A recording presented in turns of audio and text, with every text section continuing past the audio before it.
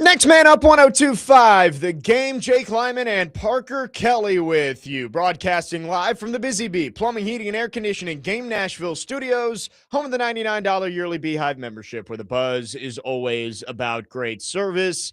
Hope everyone had a great weekend. It is a Reaction Monday brought to you by Pello Windows and Doors of Nashville. Parker, how was your weekend? What's going on? Jake, it was very relaxing. Lots of good baseball to watch. I was locked into the Mississippi State Georgia series because I think it was at one point on Saturday, Mississippi State was up 7-0. 7-0. Yep. Georgia came all the way back, and then yesterday it was just madness. Georgia had that big lead. Mississippi State hits 3 homers in a row. And it was like you couldn't look away or else you'd miss something. So lots of great baseball on this weekend. Yeah, I will say Super Regional weekend lived up to the hype for the most part. There were a couple of series, like, man, I made my bold prediction of the mid-majors having a big weekend, and West Virginia just crushed Cal Poly in their 2 games. West Virginia goes to Omaha. We've pretty much got the College World Series set at this point. There's 2 series that are not quite complete, but Alabama's up 7-2 on St. John's with a chance to punch their ticket to Omaha. And then Oklahoma's up 8-1 on Kansas. Still kind of early in game 2, but looks like we are going to see 5 SEC teams in Omaha again this year, along with North Carolina, West Virginia, and Troy.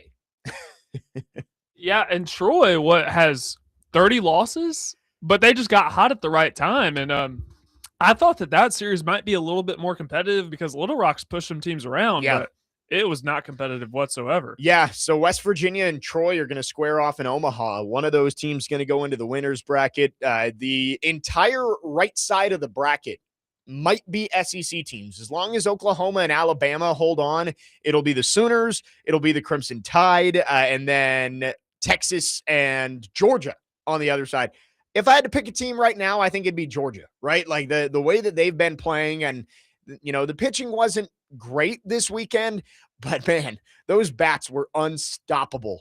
And, you know, Omaha is obviously a different park than they've got down there in Athens, which is a little bit of a crackerjack box. But, you know, I'm excited for Omaha. It's always one of the best weeks of the year. You get the Rocco's Jello Shot Challenge, and you know, LSU better look out. Yeah, those West Virginians are coming in hot. I was gonna say, is West Virginia, like, is that the favorite to crush the most Jello shots this weekend in Omaha? Well, you would think, and they've never been to Omaha, so we don't have any like point of reference to go off of. But I think they may set the record. LSU better be careful. Yeah, I'm trying to think of. The SEC schools are always going to be dangerous, right? Like Alabama being there, I think they're going to have a chance. Oklahoma, that's a much closer proximity to Omaha than a lot of other schools, so maybe they flood Nebraska a little bit. I would think West Virginia and Ole Miss would be the favorites. Yeah, Ole Miss, Texas. It's going to be an interesting week, and I think that you're looking at the 2 games in round 1 that I think could end up deciding who squares off in the championship series. UNC and Ole Miss. West Virginia is good, but UNC, I think, might be the best team on that side of the bracket. Ole Miss is hot right now. And then on the other side, I think Georgia and Texas, that matchup between those 2 schools, I think could have a pretty big bearing on who ends up moving on to the championship series at the end. But I won't sleep on anybody. If you made it to Omaha, you got a chance to go win a national championship. It was a fun weekend of college baseball for sure. Yeah, I'm really leaning towards Georgia. You know, at the beginning of all this, I was leaning Georgia Tech, but since they're out of it, I think Georgia just far and away has the best offense in it right now. So their pitching might be a little questionable at times, but that offense is too good. Yeah, I'm going to stick with the SEC until proven otherwise, right? Like, I mean, the SEC hasn't lost a national championship since 2018. So give me the Southeastern Conference to run it back, especially having more than half the field in Omaha, most likely, barring a comeback from St. John's. Is this a record? 5 out of the 8. Because I remember 2 years ago, it was 4-4. It was 4 ACC teams, 4 SEC teams. That was that the year Tennessee won the title? Yes. Now it's 5, 1 ACC, 1 Big 12, and then whatever conference Cal Poly's in. I'm blanking on it. The Big West or something Yeah, like something that. like that. 2025 College World Series, because it's been the SEC has dominated this the college baseball tournament for years. Last year it was Arkansas. Arkansas and LSU were the only two SEC teams in Omaha last year. So and they played a elimination game, right? They did. I think they matched up in the semis, and Yeah. LSU beat them, ended up facing Coastal Carolina in the championship round and won. So last year it was only 2. The year before that it was 4. It may be a record of the most SEC teams that have made it to Omaha this year, with, again, Oklahoma and Alabama still have to close out their sweeps of St. Seems like a done John's deal, and though. Kansas, but those games aren't close. Especially Oklahoma, Kansas. That has been lopsided. Well, and also, sure, maybe there's a comeback in the cards for Kansas. Maybe they come back from down 8-1. But to come back from down 8-1 and then turn around and win again a couple hours later, not impossible, but very unlikely overall for that to swing the other way. So the Omaha 8, not completely set, but it's looking pretty promising. Overall, fun weekend, though. I did make it out to CMA Fest for a little bit on Saturday. Okay. How was that? You know what? I didn't last very long. We decided, me and my wife and some friends, we were down there for about an hour, and it was just too much. It's sensory overload down there. Like, there's so much music going on at one time. Well, there's too much going on, and there's just too many people. Like, we were just wandering around like the fan area down by the riverfront, and we ended up at the stage that had Waka Flocka about to play.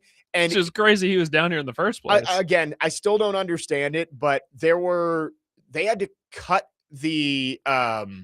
they had to cut off that area because there were too many people trying to get in. It was like swimming through a sea of bodies. So we decided to call it quits and end up just going off and going to get dinner somewhere, because I couldn't handle the crowds down there. But overall, fun weekend. Weather was good. Doesn't seem like the weather's going to be very good moving forward here. I looked, it's rain all week, but it was a fun couple of days. Excited to be back on this Reaction Monday. Scott from Franklin, very astute correction here. Cal Poly not part of the discussion. They lost. I know. I realized that as Troy. soon as Troy in the Sun Belt. That top left quadrant had the 3 major teams. Yes, thank you, Scott. Troy is going to Omaha, and they are in the Sun Belt. So appreciate the correction there. 615-737-1025 is the phone number if you want to text or call. We'd love to hear from you. Our phone line's driven by WilsonCountyHyundai.com.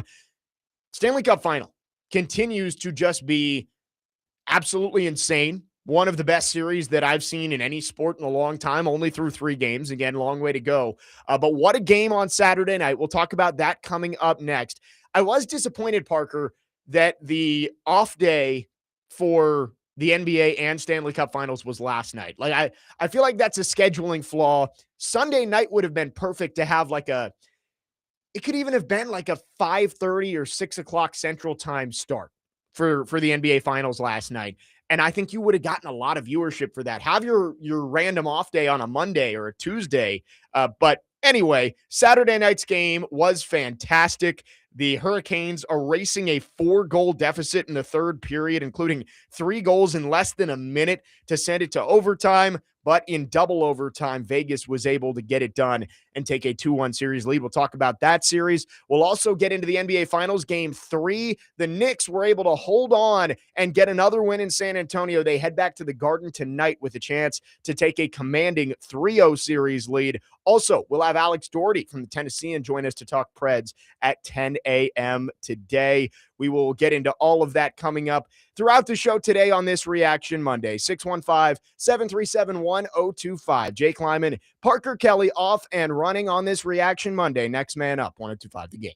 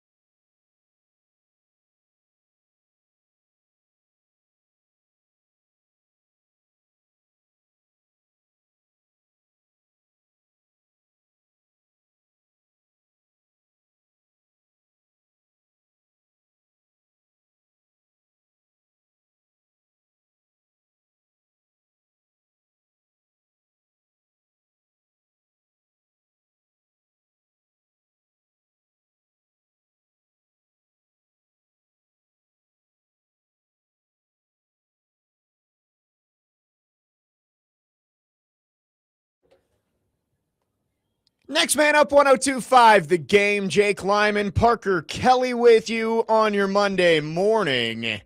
And we're going to get into the Stanley Cup final, which has just been electric so far, including Game 3, one of the most improbable third periods you'll ever see that ended up being a double overtime win for Vegas. We'll also talk NBA Finals Game 3, but we did just get some news. Ross Dellinger of Yahoo Sports reporting that Brendan Sorsby has been granted his temporary injunction against the NCAA. Obviously, this is not over yet. It's going to be appealed. It's going to end up going to the higher courts. But here is what it says. The court finds that the applicant has demonstrated that he will suffer a probable, imminent, and irreparable injury if this court does not issue this temporary injunction, because he will be unable to participate as a member of Texas Tech University's 2026 football team, including this year's season.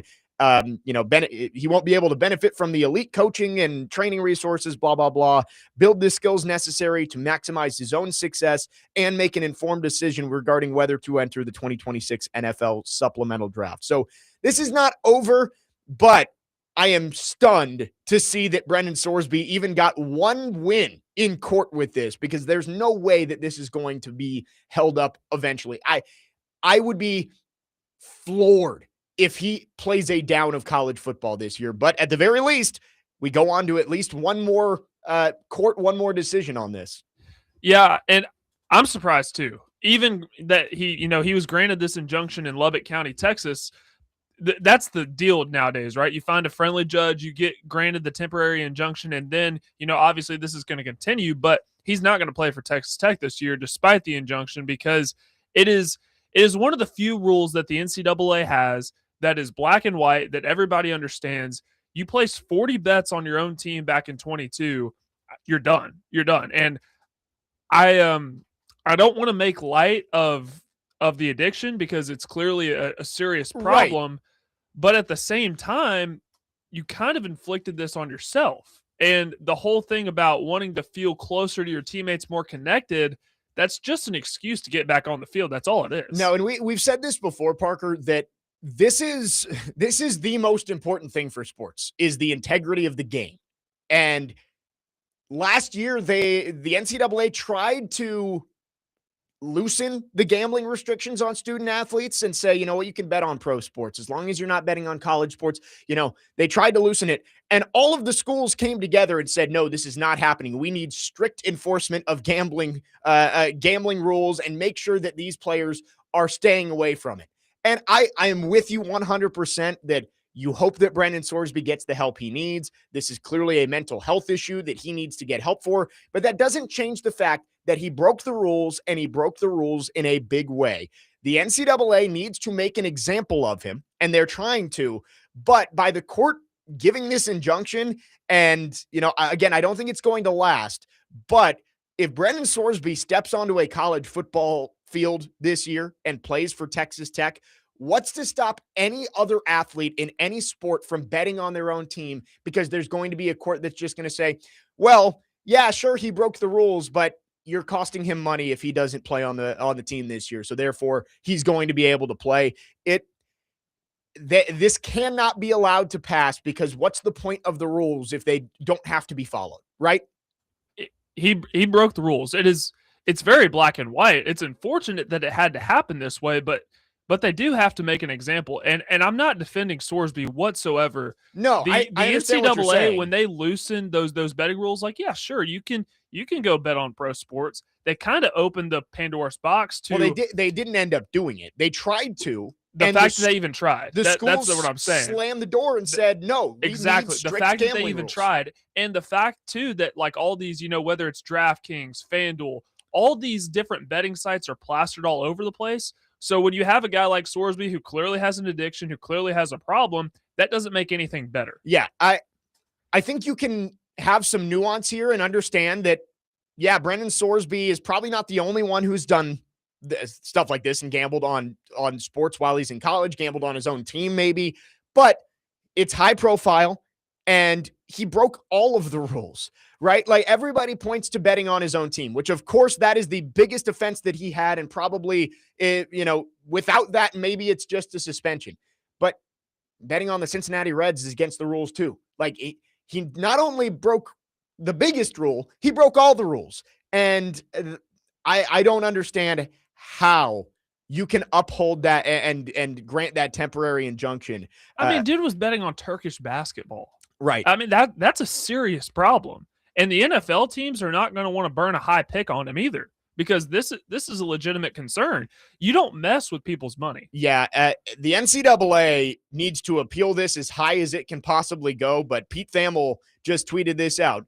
A judge in district court in Lubbock County, Texas, has granted the injunction requested by Texas Tech quarterback Brendan Sorsby. He's set to be eligible for the 2026 season. That is, I mean, there are a lot of things that, you know, the changing landscape of college sports has, you know, we may not be happy about it, but we can live with it. I don't know if you can live with this, right? Dude just completely disregarded the sanctity of the game and broke the most important rule the NCAA has, and he's going to be allowed to play. I understand it's not the NCAA who's letting him play, but I am stunned that this actually happened. If he takes the field for Texas Tech this fall, you are throwing integrity out the game completely out the window. Completely out the window. And what people have loved about college football for so long over the years is starting to erode because of things like this. Do any NCAA rules matter? You would think this one does. This is one of the few that can hold up. Like I understand supporting the athlete and, you know, giving them the help that they need. The NCAA is supposed to be for student athletes, but this is the big one. Right? Betting on your own sport. It's supposed to be, and this is the argument the NCAA made in court, was there has not been a single pro league that has ever let a player play again after betting on their own sport. What happened to Pete Rose? Right. That's one of the biggest examples there is. Jonte Porter with the Bulls. Like this is the big one. And if the NCAA can't enforce this, if courts are going to allow this to happen, then what can be enforced? I don't know. Like that. This is why everybody keeps asking for congressional input and congressional intervention into this, is because the NCAA used to be, we have to follow the NCAA's rules. Now it's, well, the NCAA can make a rule, but if we can get a favorable judge, we can just disregard it. And man, I am stunned this happened. I kept saying with Corey when this was happening the last couple of weeks that I was like, there's almost no chance that this works for him. But I didn't say no chance because we've seen shockers like this before. I was shocked that Charles Bediako got to play for Alabama at all this year. But I felt really good that this one wasn't going to work out for Sorsby. The only confidence I had in Sorsby was the fact that he had Jeffrey Kessler as his lawyer, who also helped him get out of the Cincinnati stuff. That was the only bit of confidence I had. But when I first saw that he placed over 40 bets on Indiana in 22, I'm like, not a chance. Not a chance. I'm just as shocked as you are. I saw the notification right before we got back on the air. I'm like, there's no way. So I think the more I'm reading about this, I think he's good. Like, I think he's going to play. I think that this is like, he's playing. Yeah. Wow. So as part of the condition, he is going to miss the first 2 games of the season versus Abilene Christian and Oregon State. That was part of their, like, okay, we feel bad about, what Sorsby did. We're trying to get him help. How about he doesn't play for the first 2 games of the regular season, then you let him play the rest? That was part of their deal. But perfect. The NCAA looked at that and said, pfft. I wonder if Texas Tech wants to retract their offer to play Texas in week 1 now. No. Man, I am floored by this. So I assumed that this was going to be something that you could bring to the higher courts, but it looks like it's like the Pavia injunction from a couple of years ago, where yes, they're going to rule on this eventually, but by the time they rule on it, it's not going to matter for Brendan Sorsby, right? Like, I mean, he's going to be able to play in 2026, and then he'll enter the draft. And no matter what the eventual ruling on this is, it's not going to matter for Brendan Sorsby. Wow. So he is going to be able to play. I mean, this will still go to, higher up court. Well, it'll go to higher court, but I don't think they can change it, right? Like, I think the injunction is for the 2026 season, so they cannot alter this. I think he has gotten the injunction to play. Here's what I just had. It. There was a little blurb from here it is. Pete Thamel, from the ruling, the NCAA cannot prevent Texas Tech quarterback Brendan Sorsby from practicing, playing, or otherwise participating on Texas Tech's football team for the 2026 season. We're this close to integrity of the game being completely thrown out the window. Crazy. Absolutely. This crazy. leads into a bigger conversation. Because everything that's going on with, the House settlement, the Protecting College Sports Act, the NCAA, as seen by the Charles Bediako thing, all you got to do is file the temporary injunction, and they can't enforce their own rules.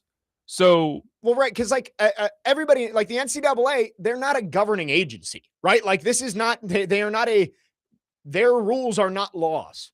But for a long time, colleges and athletes played by the rules because they were the NFL, right? Like, but because there's no collective bargaining and all this, like you can't suspend him. Man, I'm struggling to come up with words because I did not think that this outcome was. I thought we were getting ready to talk about the Stanley Cup Finals, right? Man. So, I mean, that's the thing, though. I get the NCAA is not a actual governing body, right? They're not actual laws, but if things that they try to enforce keep getting taken to court, right, no progress is going to ever be made. Right. And things are a mess right now. It's like,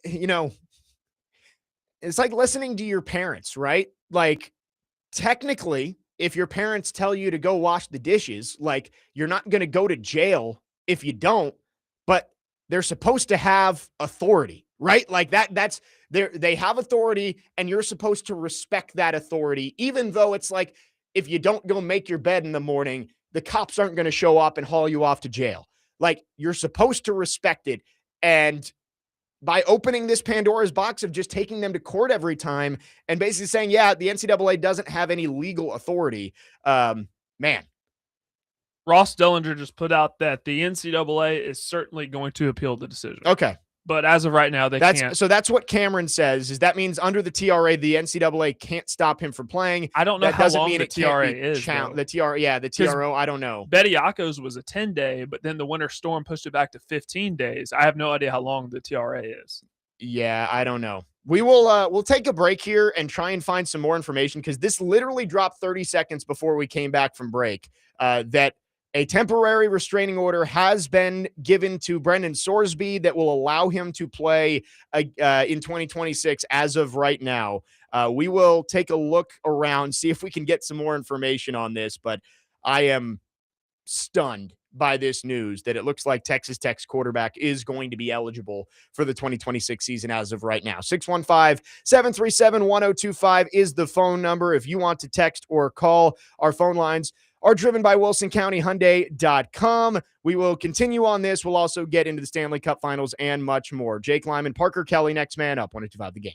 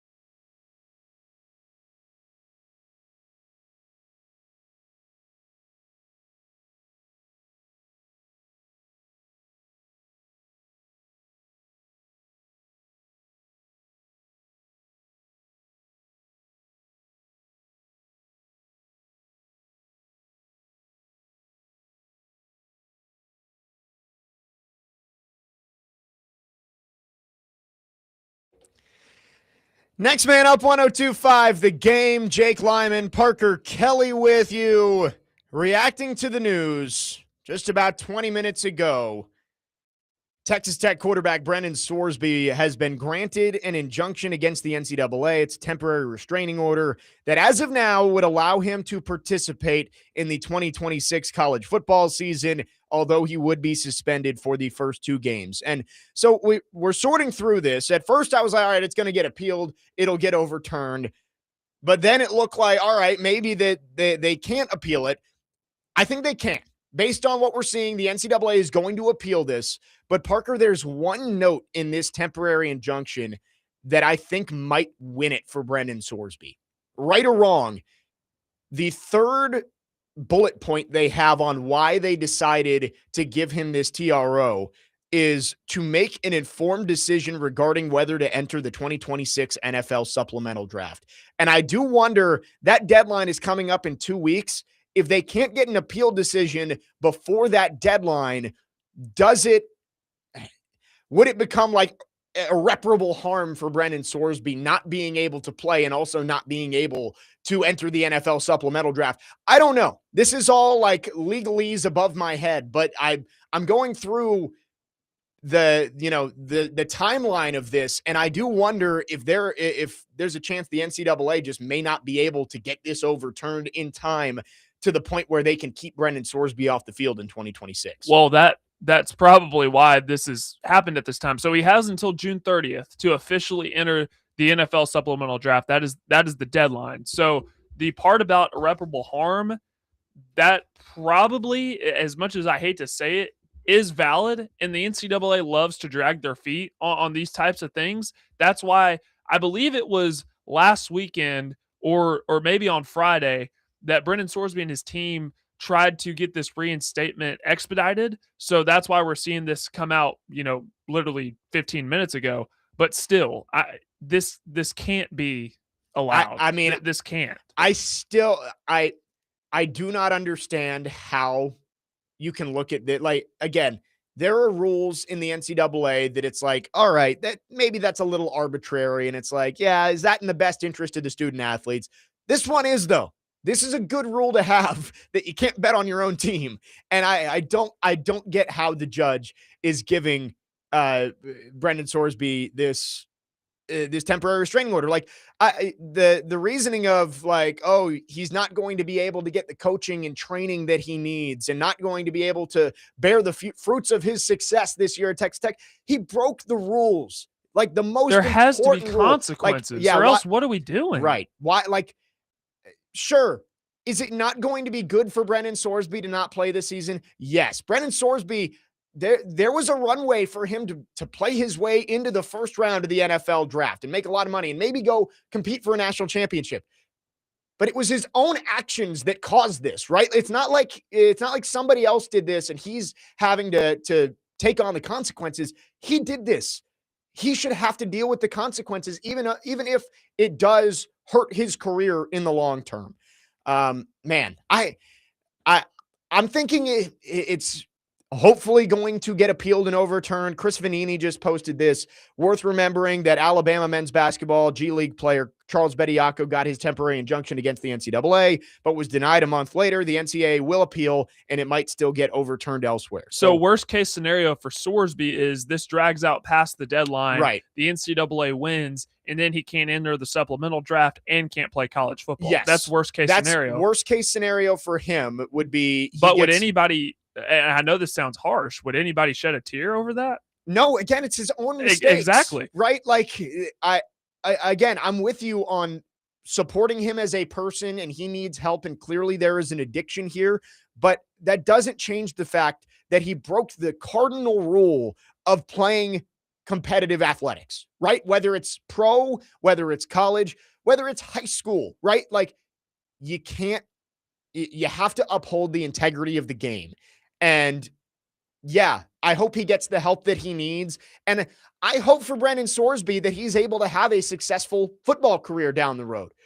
But that doesn't change the fact that he should not be allowed to play college football ever again because of what the mistakes that he made, right? Like it's not anti-Sorsby to say you can't play this year. Yes. I mean, you broke the rules and there are consequences for that. That doesn't mean that we can't say, hey, let's try to get you some more help. Let's try to get you to counseling and those sort of things to get your career back on the right path, because we've seen, there have been plenty of examples of people that have made really bad mistakes, but have been able to get back on the right 100%. track over time. So this is self-inflicted, but we do have a statement from Jeffrey Kessler, who's Sorsby's attorney. This was to Yahoo Sports.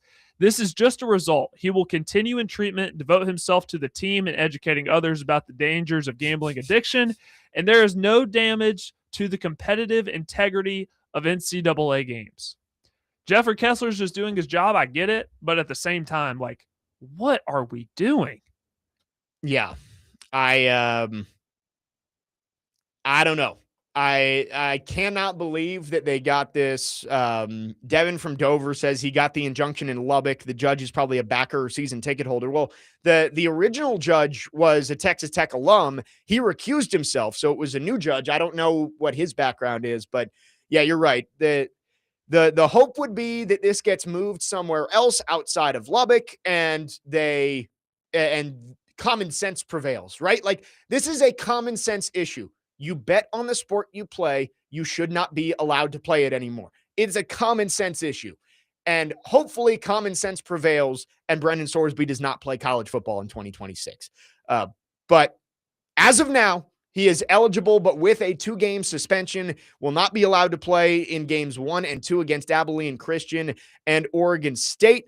But as of now, the important games for Texas Tech, Brendan Sorsby would be eligible to play. Jackson on the text line says, this is a microcosm of society today. Everyone wants instant gratification and no accountability for your actions. Right. Like, I mean, again, I've said this before, that I am governed by the same rules as Brendan Sorsby because I work with Vanderbilt women's basketball. I am not allowed to bet on college sports. I am not allowed to bet on any professional sports that have an NCAA championship. So I follow those rules because guess what? If I didn't, I would lose my job, and that would be the consequences of my actions. So I follow the rules. He didn't, and he should be punished for that.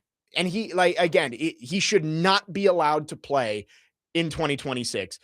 Let's hope common sense prevails, but that's the big news of the morning. Brendan Sorsby has been given a temporary restraining order, and he is, as of now, eligible to play in 2026 after a 2-game suspension to start the year. 615-737-1025 is the phone number. If you have thoughts on this, we will get to those coming up next. We'll continue to dig into this, see if we can find any more information. And also look ahead to Stanley Cup Final Game 4 tomorrow, NBA Finals Game 3 tonight. So excited for that. Been good series so far. We'll talk about that. And Alex Daugherty joins us at 10 a.m. Jake Lyman, Parker Kelley, next man up, 102.5 The Game.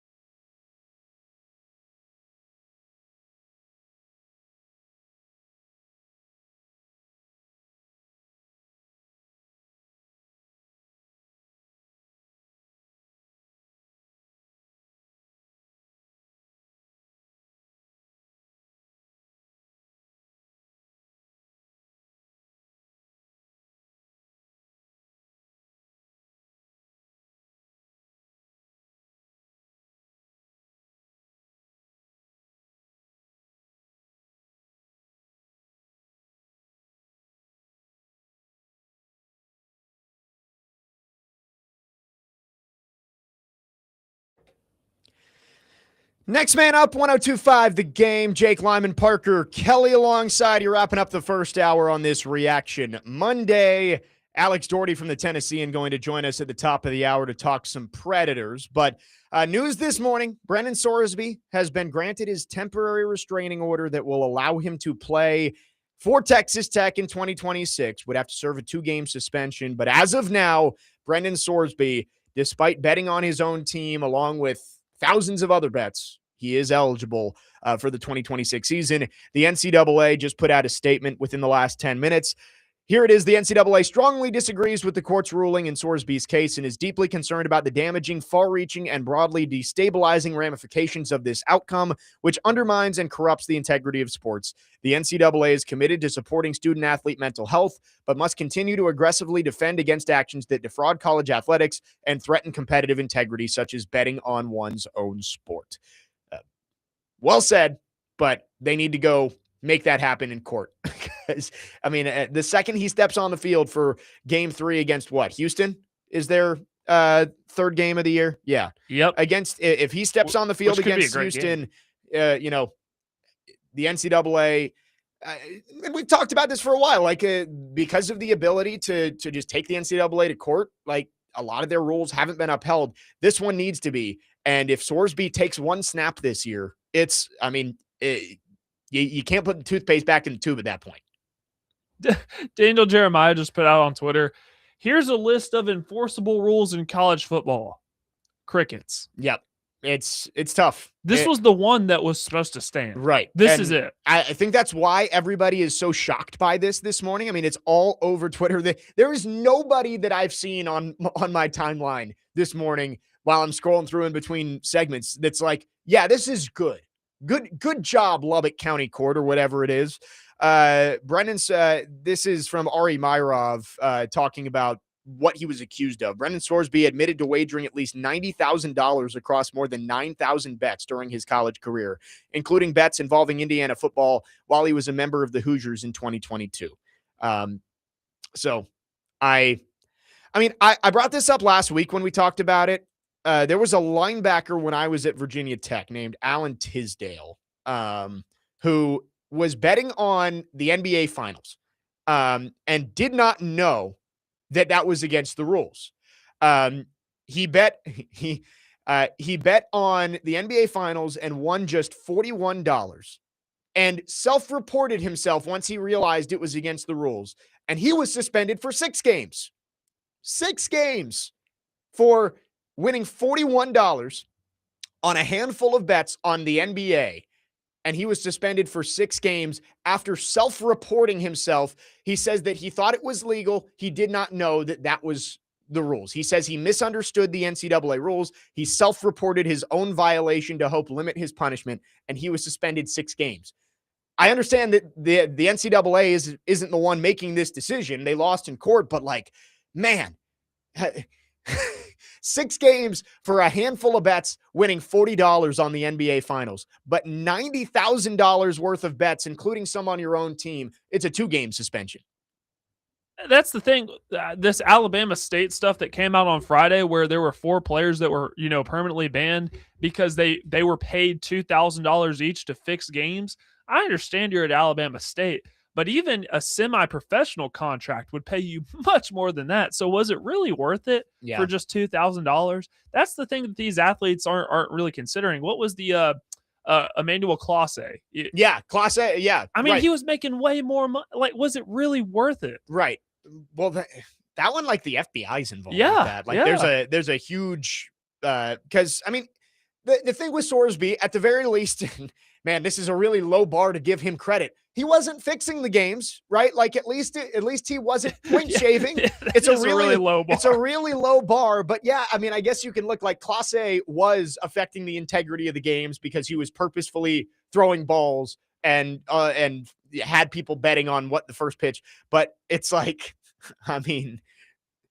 that's a low bar, but he was betting on his own sport.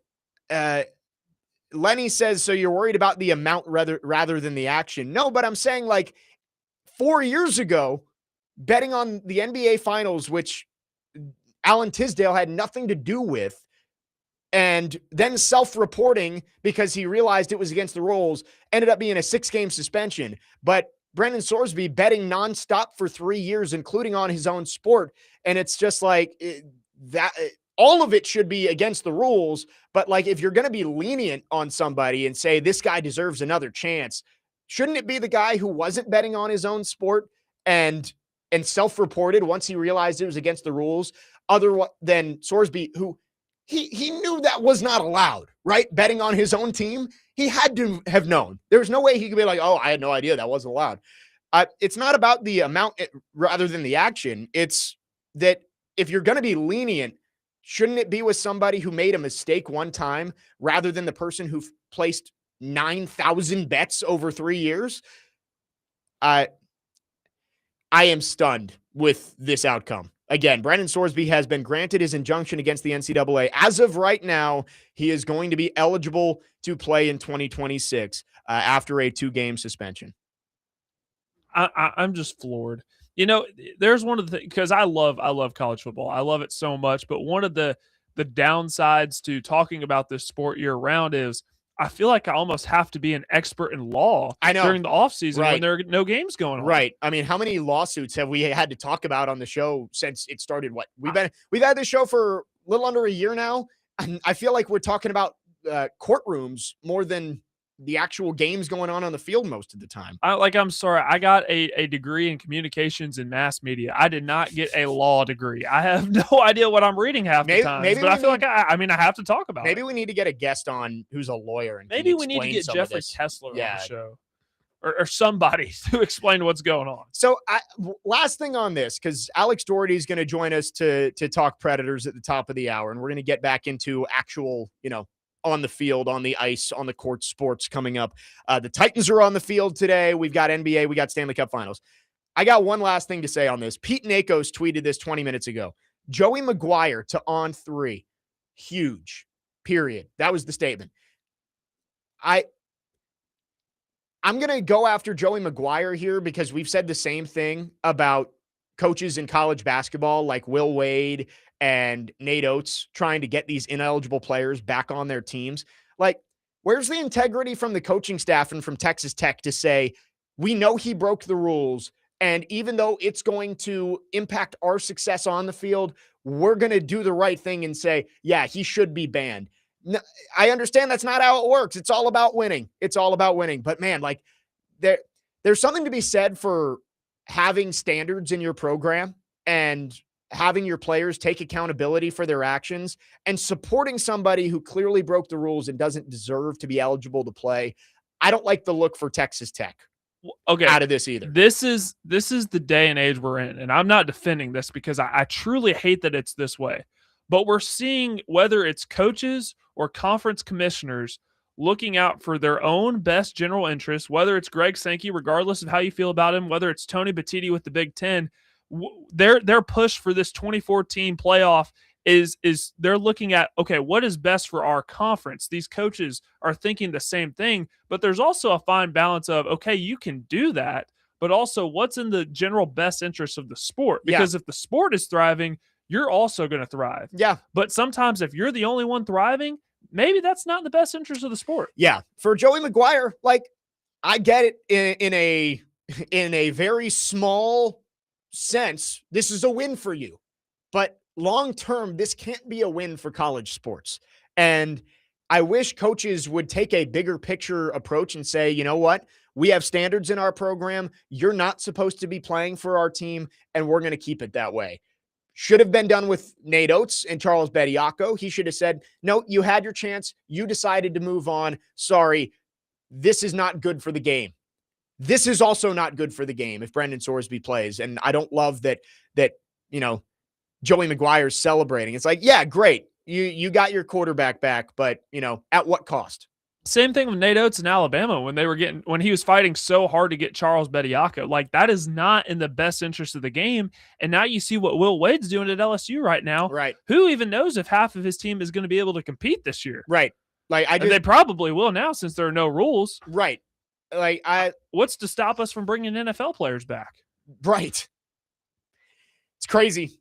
Crazy stuff. Brendan Sorsby, as of now, eligible for the 2026 season after getting a temporary injunction against the NCAA. He will have to sit out the first 2 games, but barring an appeal and an overturned ruling, Brendan Sorsby will be on the field for the Red Raiders coming up this upcoming season. 615-737-1025 is the phone number. We'll take your thoughts on this. We can get back to this coming up later in the show. But Alex Daugherty from the Tennessean is going to join us to talk some Predators coming up next. It is about 5 or 6 days into the Chris MacFarland era over at 501 Broadway. We will talk about some of the moves he's already made and look ahead to the offseason for the Predators coming up next. 615-737-1025. Jake Lyman, Parker Kelley, next man up, 1025 The Game.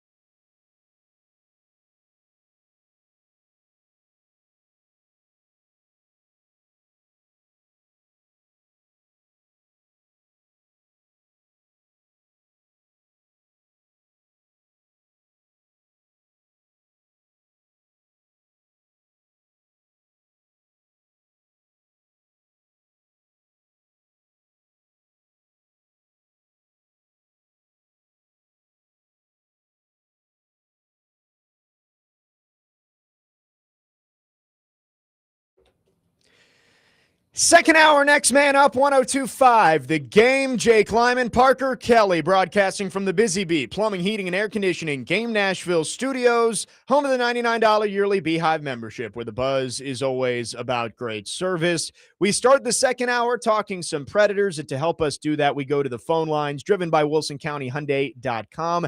Alex Daugherty from the Tennessean joins us. Alex, thanks for taking a couple moments with us. Excited to have you on.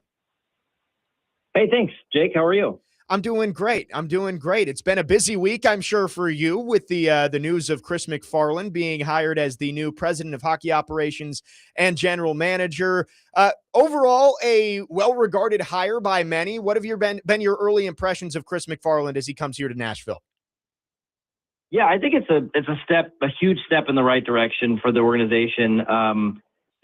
For people who are sort of just casual Predators fans, to even the hardcore ones, like pretty much across the board, people are really on board with this because, I mean, Chris MacFarland has a lot of experience in a winning organization with Colorado. Prior to that, he cut his teeth in Columbus for a number of years. But the biggest thing that I think he gained in working with Colorado was how to build a team from the bottom up, right? So when he got there in Colorado in 2015, the 2015, 2016, 2017 Colorado Avalanche, that was pretty much their rock bottom. I mean, they were last in the NHL one of those years, dead last in the division, all three, and then, built it up from there. And of course, a lot of it was through drafting with Mikko Rantanen. Nathan McKinnon was already there when he got there, but then they got Cale Makar. They got some other role players through the draft. And then free agency and trades, getting guys like Nazem Kadri and Arturi Lehkonen and players like that built the team into a perennial winner and then won it in 2022. The question, obviously, a lot of people have is, how much was he responsible for it? And I that was my initial question as well. Like, how much was he responsible for it? How much was Joe Sakic, who is now the president of hockey operations there?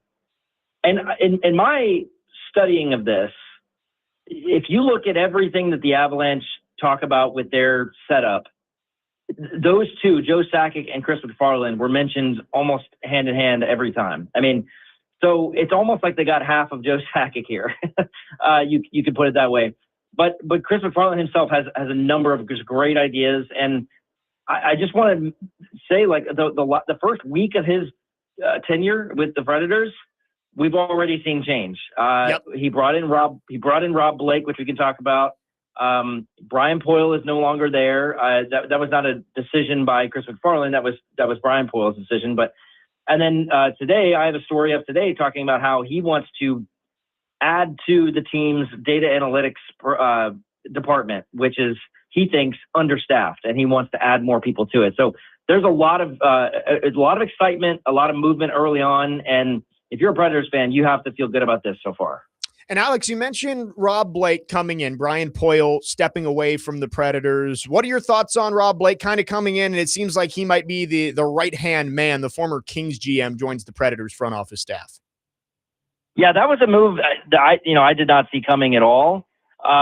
He has connection. So Chris MacFarland, he's known Rob Blake for a while. Obviously, there's connections with the Avalanche there. They've never worked together professionally before now. But I think what MacFarland wanted to do was to get someone in the building that he knows has an influence and knows exactly how to maybe lead in a way that the Predators have not had before.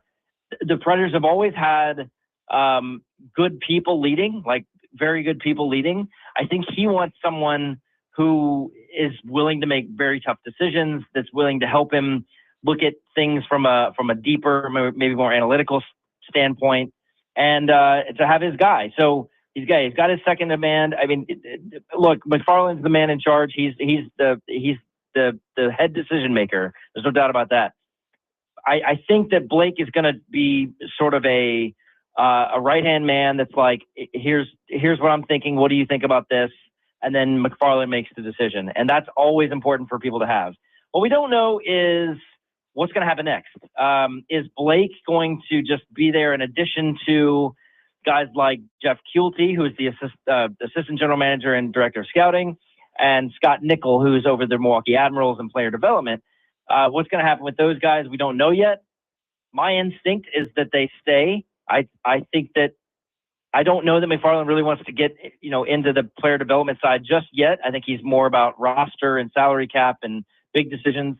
And then scouting, obviously, you're not going to see any change with that right now. We're not with the draft 2.5 weeks away, 3 weeks away.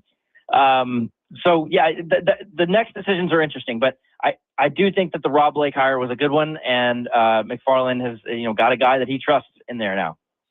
We're talking to Alex Daugherty of the Tennessean, covers the Preds.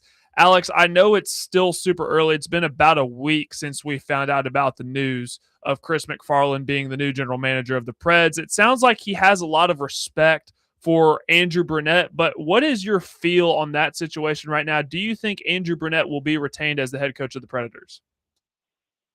I do for now. I see no reason to make a change right now. I know there's a lot of people that might disagree with me there. I think Andrew Brunette's a pretty good coach. He's a young coach. He's learned a lot in his first 3 years as a full-time head coach. But I think I've seen enough improvement from the roster, considering that the roster has had a very strange few years with an influx of huge talent, or huge names rather, and then also some trying to bring some rookies along. Look at the development of Luke Evangelista last year. Luke Evangelista went from a really disappointing second year to a breakout third year, and is set up for success now, and it found a role, knows exactly how to play in this league. I credit Brunette with that. I credit Ryan O'Reilly with that. A lot of Ryan O'Reilly's resurgence is because of Brunette. So I think there's enough there. Now, as far as what MacFarland may be thinking, if we go back, let me just make a parallel real quick. In 2015, when MacFarland arrived, the team had Patrick Waugh as head coach. Things were not going well. The team was on the downward trend. It was at the bottom of the league. They kept Patrick Waugh on for one more year and then fired him after that. And that's when they brought in Jared Bednar, who, Jack Adams winner, Stanley Cup winner, all that. I think we could see a similar thing. Give Brunette a full year here and see how it looks. After that, you might make a change. The other thing is, who's out there right now they're going to be interested in? They're not bringing Peter Laviolette back. He's available, but they're not bringing him back. And there's some other options out there, but I just feel like you really don't need to make a change right now. Change the roster first. Change the setup, change the roster, then move on and see what it looks like. When it comes to MacFarland's philosophy on the current state of the roster, he spoke on this a little bit in his introductory press conference, where he mentioned that he wouldn't be trading some of the younger players on the team for older players. But do you think when it comes to his philosophy that he just in general would not trade a lot of the younger players? I feel like we saw that with previous Barry Trotz and Askarov. I feel like the old staff traded a lot of the younger players. Do you think that will be MacFarland's same approach? I think the only way that he trades a younger player is if he has to attach it as a sweetener for a contract that someone doesn't want to take. Let's take, for example, the Jonathan Marchessault situation. I think Jonathan Marchessault is not a great fit right now. He did not have a good year. It's been a tough couple years. He's got 3 more years left on his deal at $5.5 million a year. If you have to attach a younger player, and I mean, that could be a draft pick, that could be a prospect you just drafted. If you have to attach a player like that in order for someone to take the full contract and you don't have to retain, he could do that. But that's the only way. I don't think there's any reason that you want to trade. I mean, certainly you don't want to trade Evangelista or Matthew Wood. They're contributing now. And then some of the younger players who we haven't seen yet, like Tanner Mollendijk, Ryan Ufko, we've seen a little bit of, Aiden Fink, all these young guys. I think he wants to see what they're like. Yeah, any trades that come are going to be, let's move a big contract and free up some room. Let's move something around because it's not working right now. That's the Marchessault example. People want to know what's he going to do about the goaltender situation, UC Saros. It's a very untradeable contract, not just because of the number, because of how he's playing right now. I don't think that he could get someone to take that without having to add a lot that you don't want to add. So he probably just keeps him and sees how it sees, if you can improve the defense enough to make Saros a little bit better, make his numbers look a little better. But, other than that, I really don't see a ton of trading on the roster necessarily. Maybe some moves to get certain people in different positions. I think there's some moves to make, but I don't think you're going to look at a huge, at least not yet. We're talking with Alex Daugherty from the Tennessee. And Alex, last one, we'll go big picture here. I know that there's been a lot of debate around what the long-term outlook should be for the Preds. Do you go for it? Do you rebuild and tear it down to the studs, or is it a half measure? He kept his cards close to his chest, but what do you think Chris MacFarland's philosophy is going to be for this team and the roster building over the next couple of seasons? I think the important thing is that it would not be fair to say that the Predators could do exactly what the Avalanche did. They really are not in a position to tank and be at the bottom of the league and get a top 3 pick for 3 years in a row. Right. Mostly because they've got players like Stamkos and Yossi and Forsberg and Saros who are with those players now, you're going to be good enough to be at least like kind of close to the playoffs, right? So he can't do that. I do think that he's going to maybe have an approach that's a 3 to 5 year plan. Like maybe in 3 years, if things are just really not improving, you do bottom out. You get the big contracts like Forsberg is almost up. Yossi's almost done. Then you can maybe bottom out and get your top guy. But if I had to guess, I would say that within that 3 to 5 year window is when you would see real improvement. And I'll just say this. He was given a 6-year contract with Bill Haslam. In the end, it's going to be a 6-year deal. I think that tells you right there how long they think it's going to take for this possible, rebound, rebuild, whatever you want to call it, to take. So if it's not going to happen in 2 years, I don't think people need to panic. I think it's going to take a little bit of time. He's methodical. He has a plan. And, I would say 3 to 5 years is when you could say, like, okay, the team is back. They're competing for a Stanley Cup. And they're back to, where we saw about 10 years ago. Alex, great insights as always. We appreciate you taking some time, and we will be sure to follow along for what will be an important offseason for the Predators coming up over the next few months. Definitely. Thanks a lot. Thanks for having me anytime. Alex Daugherty from the Tennessean joining us with good stuff on the Preds there. We will react to what Alex had to say, talk about what the first week of the Chris MacFarland era has looked like, and we are a little over 2 weeks away from the NHL draft as well. All of that coming up next. Jake Lyman, Parker Kelley, next man up, 102.5 The Game.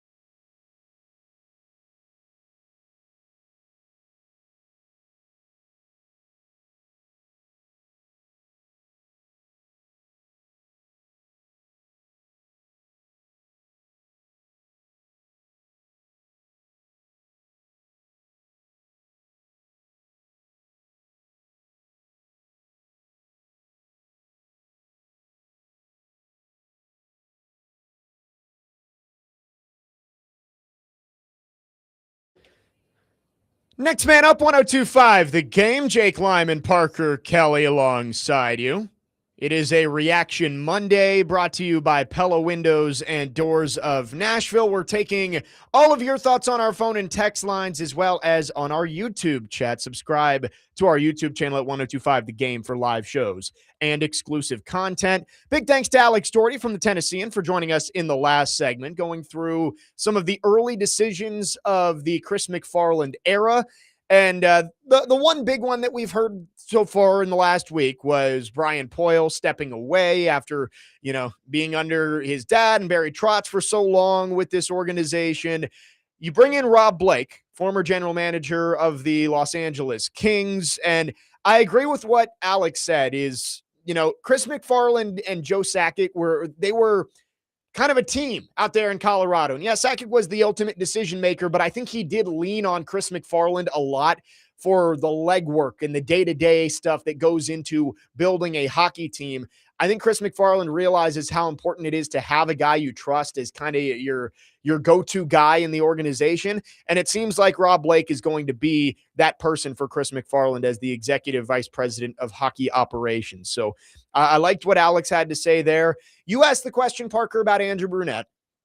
And that is the big question around Nashville right now is, all right, they've made a decision for general manager and the decision maker at the top of the front office.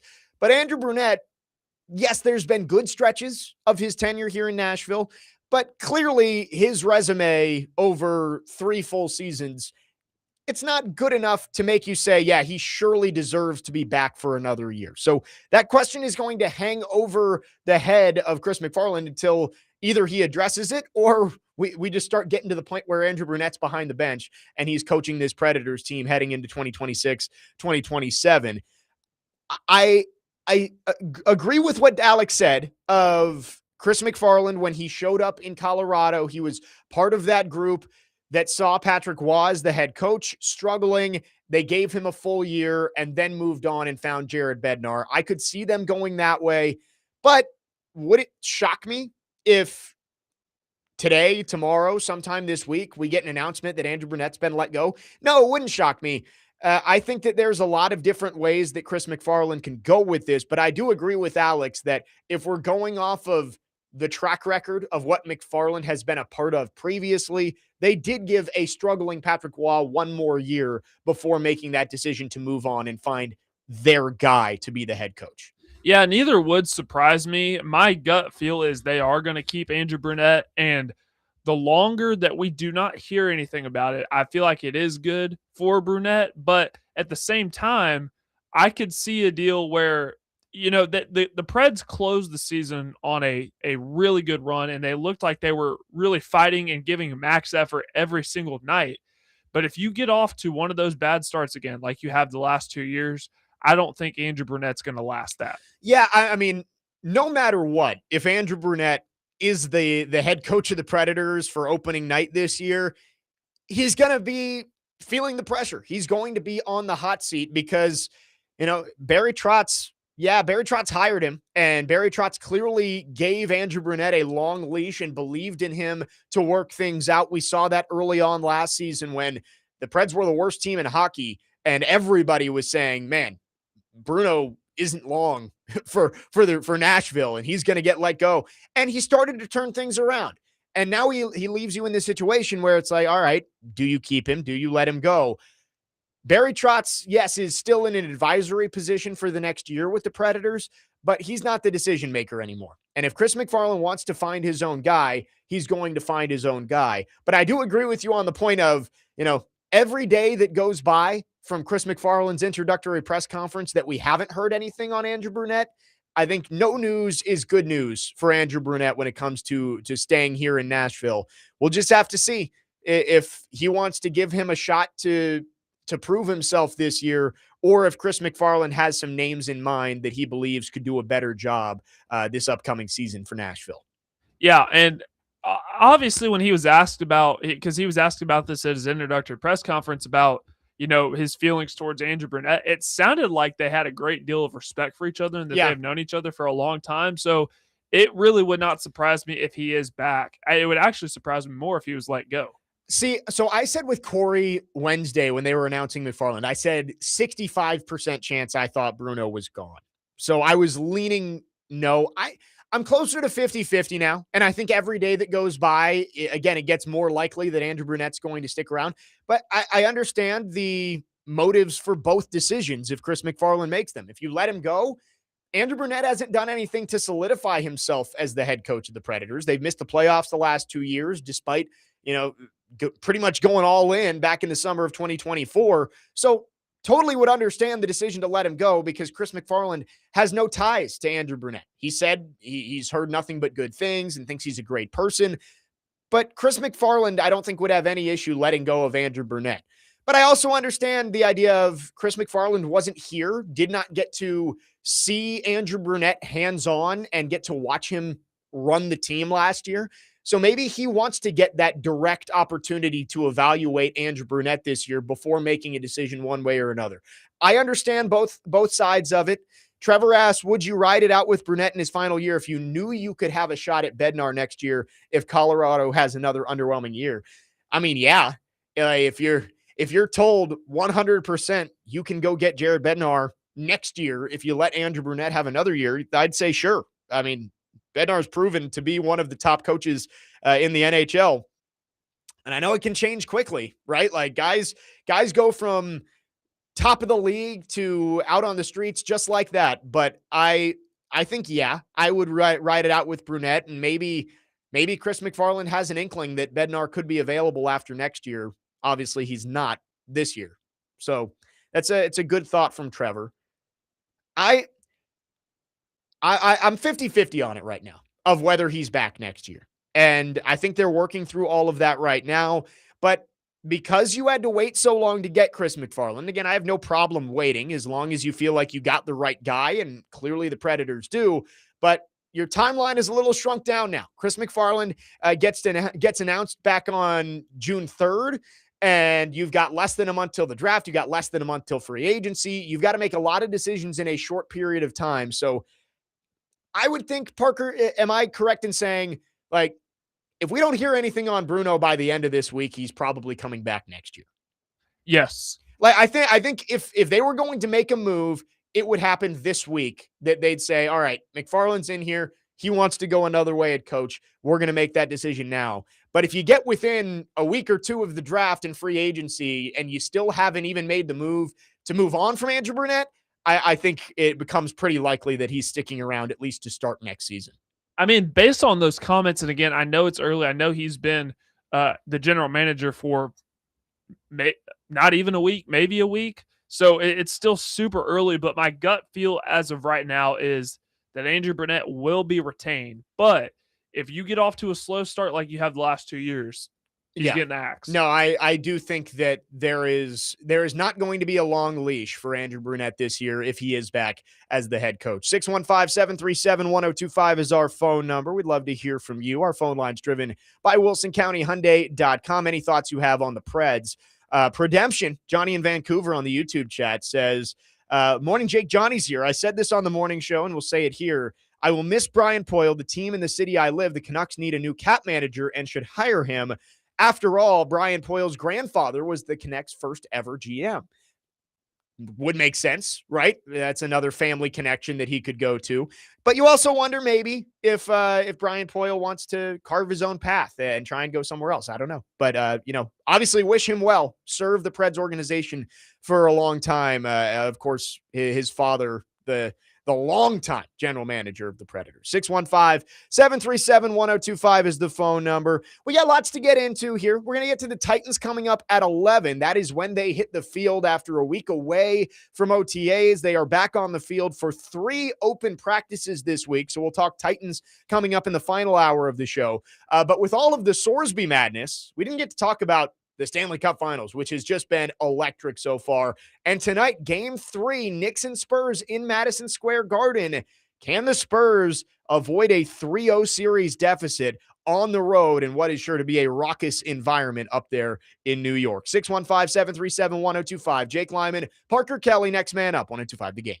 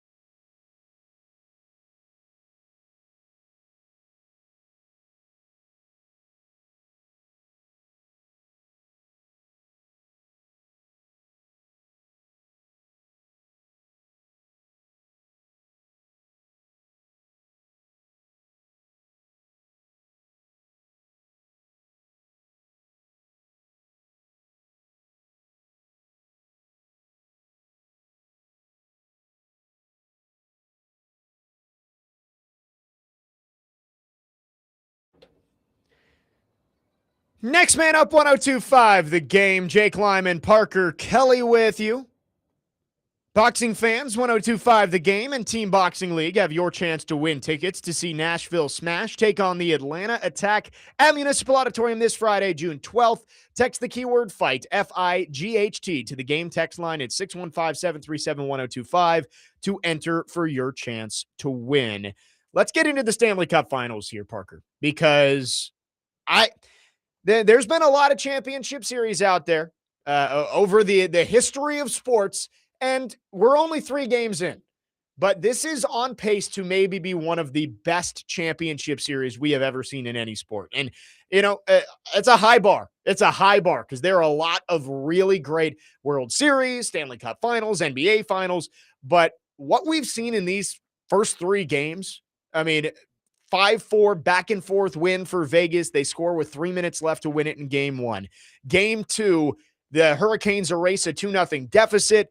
Vegas gets a goal disallowed. Carolina scores on the power play after the challenge. You go to overtime. Carolina wins it. And then, of course, on Saturday night, 4-0. Mitch Marner with a hat trick in less than 7 minutes in the second period.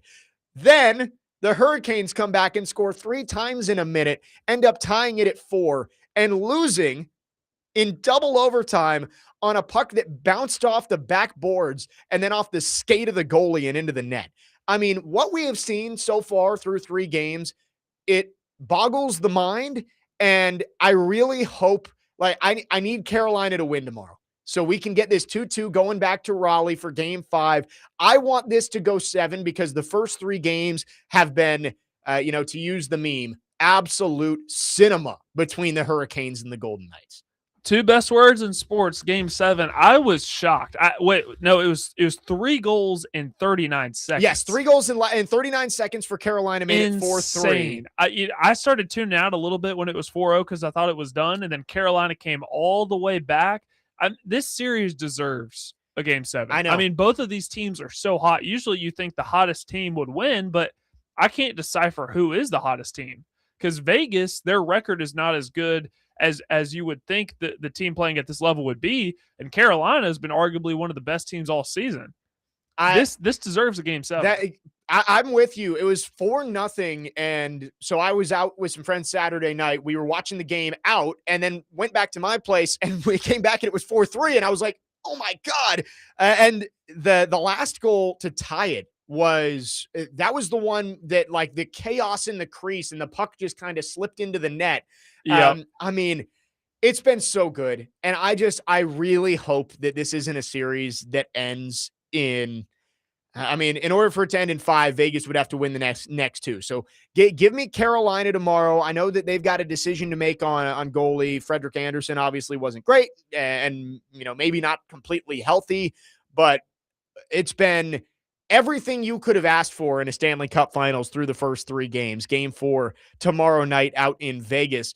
For the NBA Finals, the Knicks, I'm changing my tune. I have been on the Western Conference since the conference finals were set. When it was Spurs and Thunder in the Western Conference Finals, I said, those are your 2 best teams.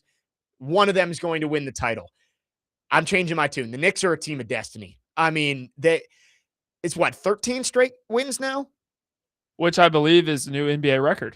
In the playoffs, yeah. Because I think it was the Warriors who won 12 in a row back in 17. Yeah, that sounds right. Because did they sweep the Cavs that year? I think they won their first 3. That was KD's first year. Yes, they won the first 3, lost game 4, and then won it in 5. That's what it was. So that was the 70. Which is what I think is going to happen here. No, the 73-9 Warriors was the year before KD. And then KD, they went and won in 2017. Yep. 13 straight wins. They were down 2-1 to the Hawks, won the final 3 games to take that in 6, swept the Sixers, swept the Cavs, and now go on the road and beat the Spurs 2-0, heading back to Madison Square Garden. And, I believe Victor Wembanyama is going to be the face of the league for the next decade, as long as he stays healthy, if not more. But down the stretch in that game back on Friday night, The pass off the back of Stephon Castle that bounced out of bounds, bounced into the hands of Jalen Brunson, who got the foul, ended up making the game-winning free throw. Like, that's just one of those things that Victor Wembanyama, if he's going to be great, you have to have your best in those moments. Biggest moment of the game, you're tied with under 20 seconds to go, try and go win the basketball game, and you turn the ball over, let the Knicks win on your home floor. I know he's only 22 years old, so like there's a long way to go, but those are the type of moments that you can't have if you're going to be one of the greats. And that moment right there ended up costing them a game. And now you're going into Madison Square Garden, which hasn't hosted an NBA Finals game in nearly 30 years. And I'm struggling to see a path for the Spurs to win this series. I think it's going to be go New York, go, lifting the Larry O'Brien trophy this year. Team of Destiny, man. I said it on Friday's show that I thought if the Knicks, this was my Monday headline, if the Knicks won game 2, which they did, they stole both of them on the road in San Antonio, that they would win in 5. Because being down 2-0, going back to Madison Square Garden is in a position that no team wants to be in. With the way that the Knicks are playing right now, I'd say what we've learned is, listen, I know this debate's been going around about Jalen Brunson and if he's the greatest Knick ever. If they win the finals, I think Jalen Brunson is the greatest Knick ever. I think what we've learned about Victor Wembanyama is this is the era that his greatness officially begins. Still a ways to go because you have to perform at your best when your best is needed, but he's well on his way. I mean, I think if he wins it, you'd have to have an argument, right? Like, there's obviously a lot of great Knicks out there. Patrick Ewing, Walt Frazier, like Willis Reed, like even you look back, I wouldn't put him in the conversation of greatest Knick ever. He never won a title, and the Knicks teams weren't exactly great when he was there. But like Melo is known as a huge like presence in Knicks history. I do think that if he goes and wins the title this year, he's in the conversation. I would not say he is the greatest Knick ever, but I think you start to put him towards the very top of that list. Here's my argument is, I mean, you look at that roster and you just don't think, man, that's a finals winning roster. Right. Jalen Brunson has single-handedly carried this team. Karl-Anthony Towns has played very well, I thought, against Victor Wembanyama, but outside of that, it's Josh Hart, it's Mikal Bridges, it's guys like that who are good, but Jalen Brunson's carried this team. Yeah, the Knicks are interesting because it's a team made up of guys who basically were told that they couldn't be the number one option on a championship team.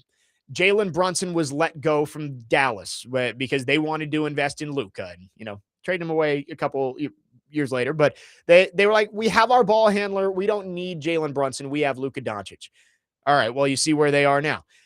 You look at the Timberwolves, and it's like, all right, well, they had Karl-Anthony Towns, and he was the number one pick, but he was never going to be good enough for that team to go win a title. So they built around Anthony Edwards. All right, well, you send him to the Knicks.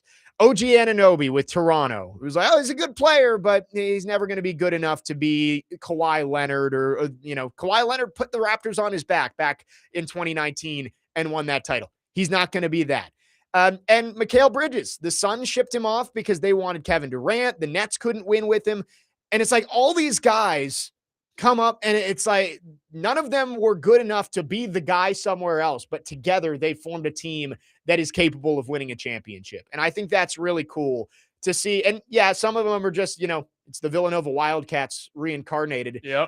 But I just think it's cool to see these guys who they all had high expectations elsewhere, but were shipped off and have come together to form an NBA champion team if they can win 2 more games. So Jalen Brunson in game 1, did you think that was a good game from Jalen? It wasn't his best game. He scored 31. He still had 30. That's what I'm saying. But on 31 shots. And had the knee issue too. Right. Hurt his knee. So Jalen Brunson, I don't think has played his best game in either of these games, really, which is kind of scary if you're the Spurs. But in the clutch moment, he came through with a shot to tie it, and then he was able to get the ball and make the free throw that ended up winning the game. Now, you would have liked to have him make both of them, but he ended up doing enough to win the game, which Victor Wembanyama hasn't so far in these first 2 games of the series. 615-737-1025 is the phone number. We'll take your thoughts on the NBA Finals, the Stanley Cup Finals, lots going on, and excited for Game 3 of the NBA Finals tonight in Madison Square Garden. We'll talk about that game.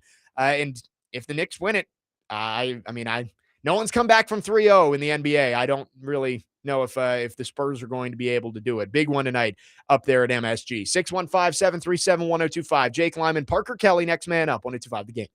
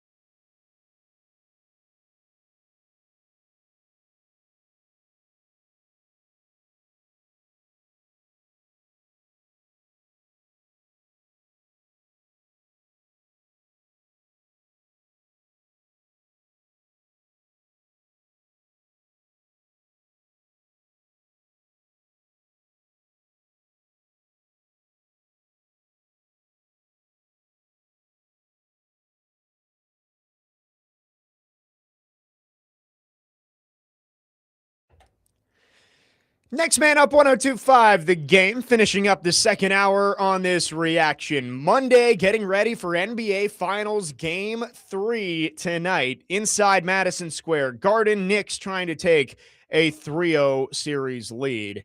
I was thinking about it last night, getting ready to talk about this series, and the Knicks, they've gotten off to a great start. And I will say the comparison I'm going to make, the first two games were in Phoenix in 2021 when the Suns went up 2-0 on the Bucks and Devin Booker was playing out of his mind, and it looked like the Suns were going to roll to a title. And I remember, I'm a Suns fan. I was convinced the Suns were about to go win their first championship, and things flipped. Giannis Antetokounmpo started making championship-level plays. He had a huge block on DeAndre Ayton. He was making play after play necessary to go win a title, and they ended up winning 4 straight games and taking the series in 6.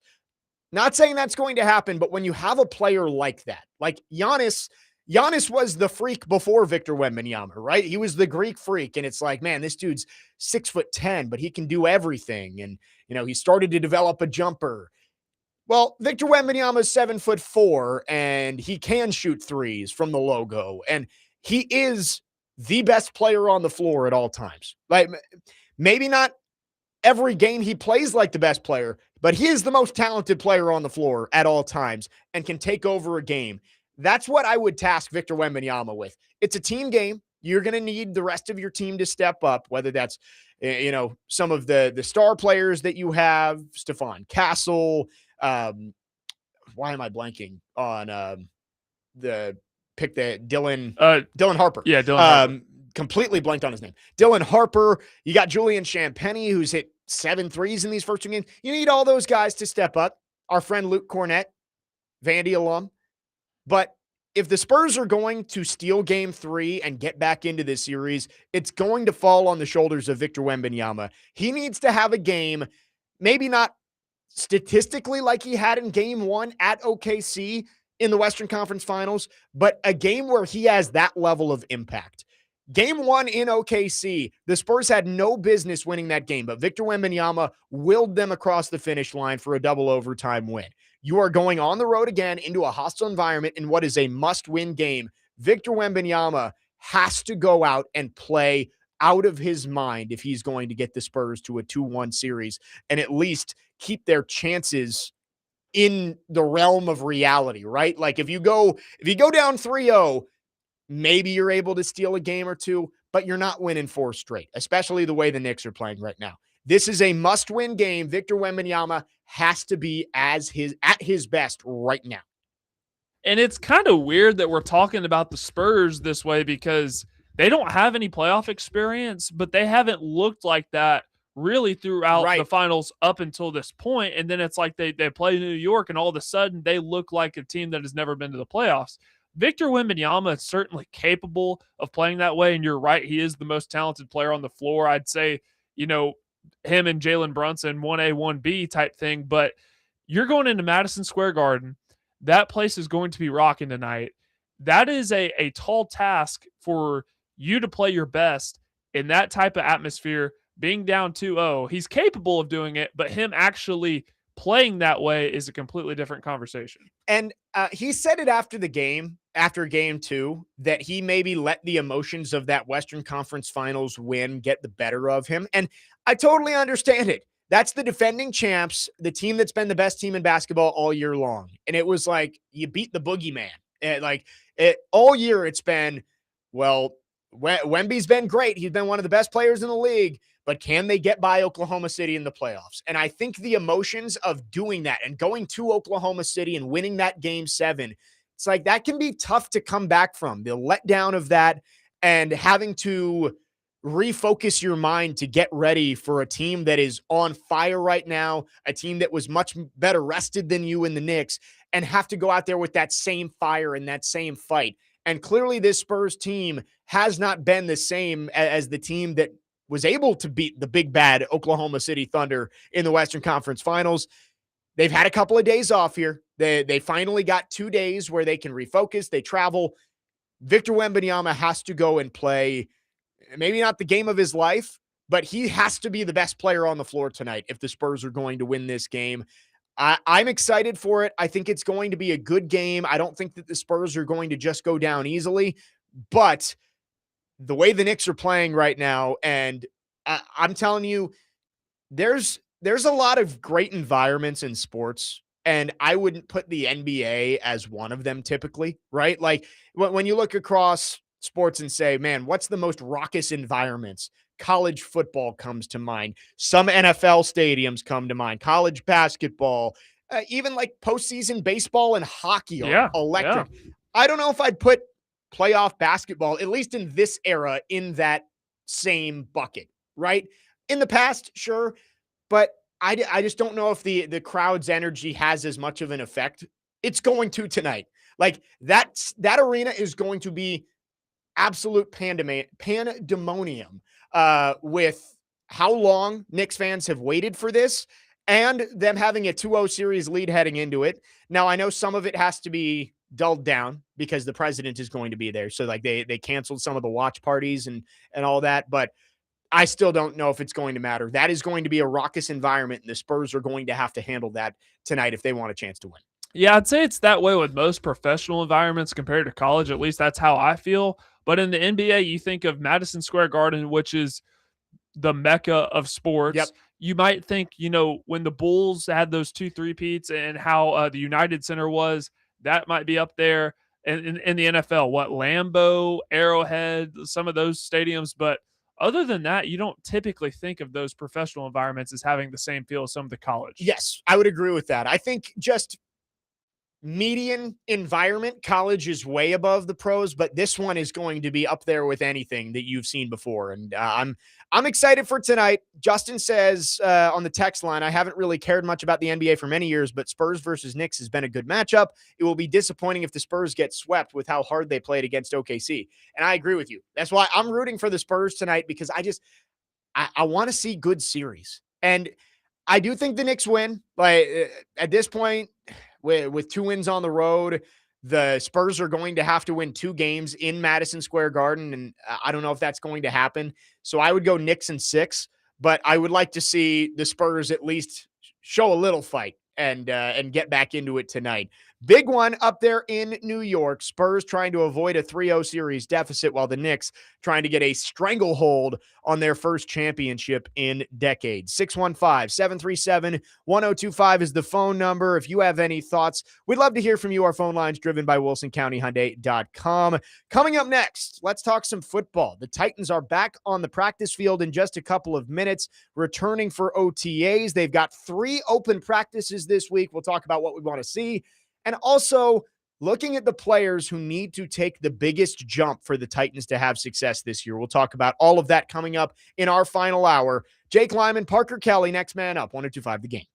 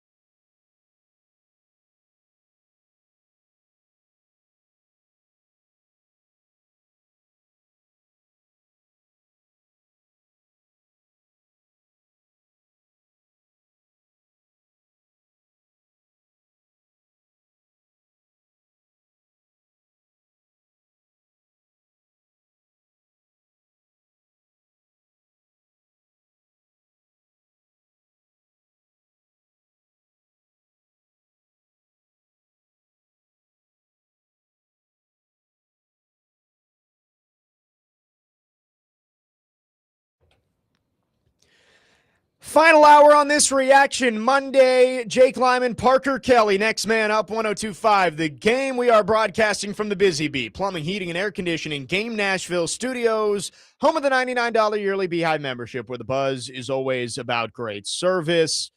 Going to talk lots of Titans in this final hour. The big news of the morning, though, of course, Brendan Sorsby, Texas Tech quarterback, has been granted a temporary injunction that allows him to play for the Red Raiders this upcoming season. He will not play in the first two games, but will be eligible for the 2026 season after the decision today. The NCAA going to try and appeal it, but we will get back to that later on as well. I know a lot of you have thoughts on that, and you can send those in on our phone and text line driven by WilsonCountyHyundai.com, 615-737-1025.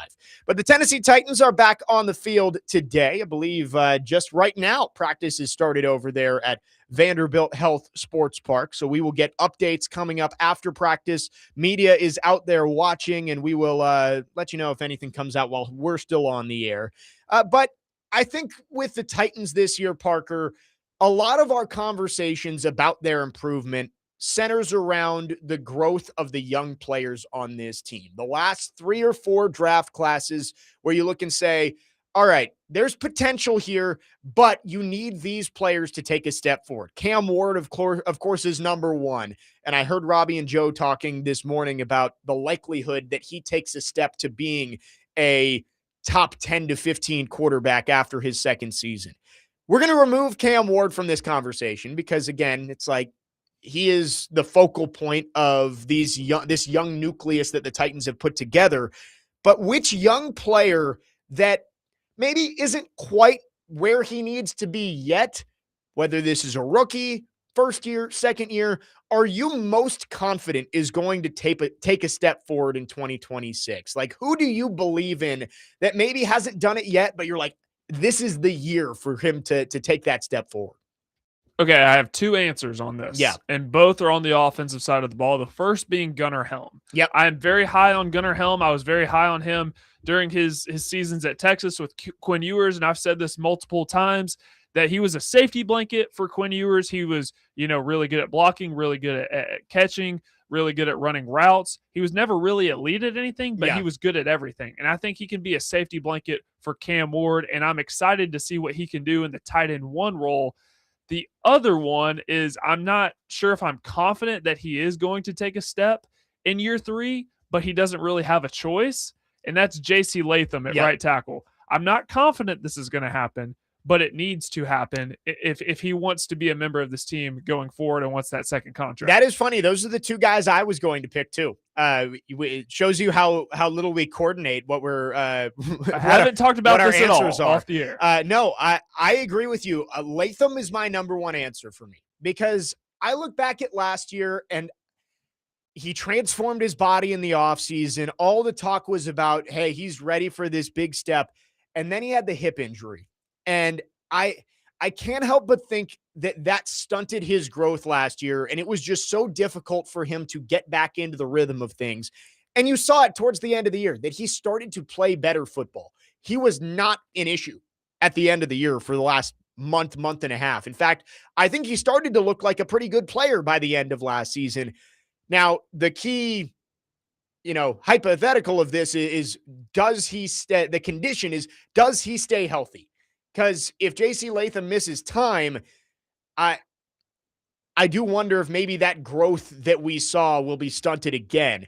But if he stays healthy, I believe that J.C. Latham is going to take a step forward this year. And I think you said it well, too. Maybe it's wishful thinking of like, he kind of has to, right? You picked him 7th overall. He was supposed to be your left tackle. You flipped him back over to the right side. If it doesn't work out this year, then what are you going to do? When will it? Right. We're running out of excuses for him. And mind you, you passed up on Brock Bowers. Right. Which, again, I would have loved to take Brock Bowers at number 7. You took J.C. Latham because you were in desperate need of a tackle. You missed on Isaiah Wilson. You missed on Dylan Radins. You missed on Nicholas Petit-Frere. So you were kind of stuck with, all right, well, if we don't pick J.C. Latham, we got no answers at either tackle position. So I get why they did it, but it has to work out. Has to be a hit. And that was a Rand Carthon pick. It wasn't a Mike Borgonzi pick. But he is one of the most important players to the development of this team. Cam Ward, of course, is number one. I think you could put Carnell Tate in that conversation. You just drafted Keldrick Falk in the first round, but JC Latham, he might be the second most important player on this team outside of Cam Ward, because having one answer at tackle makes you feel a whole lot better than having no answers at tackle. And right now, Dan Moore's not a long-term answer. You need JC Latham to be. So I'm with you. After what I saw last year, once he got healthy, I'm going to believe that he's ready to take that step like we saw from Peter Skoronski last year. But it's also the other side of that is he has to, because if he doesn't take a step this year, then I think you have to start looking at other avenues to address those tackle positions, because if you don't know after 3 years, I think you kind of know.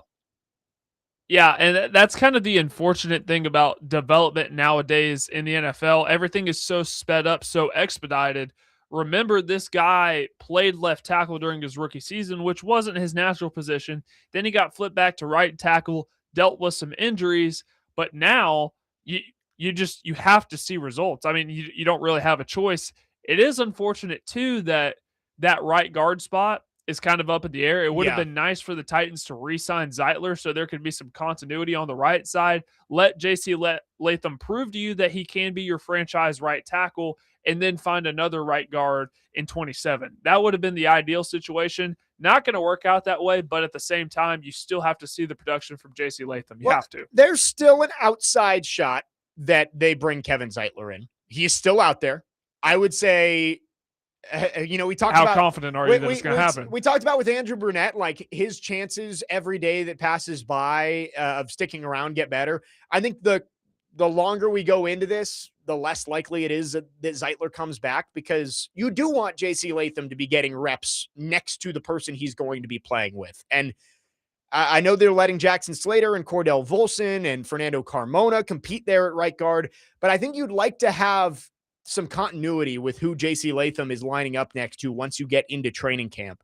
So I agree with you that I wish they would have handled center and right guard in a better way to help out their young right tackle. But at the end of the day, it's up to JC Latham. You don't have to have a great right guard to be a good right tackle.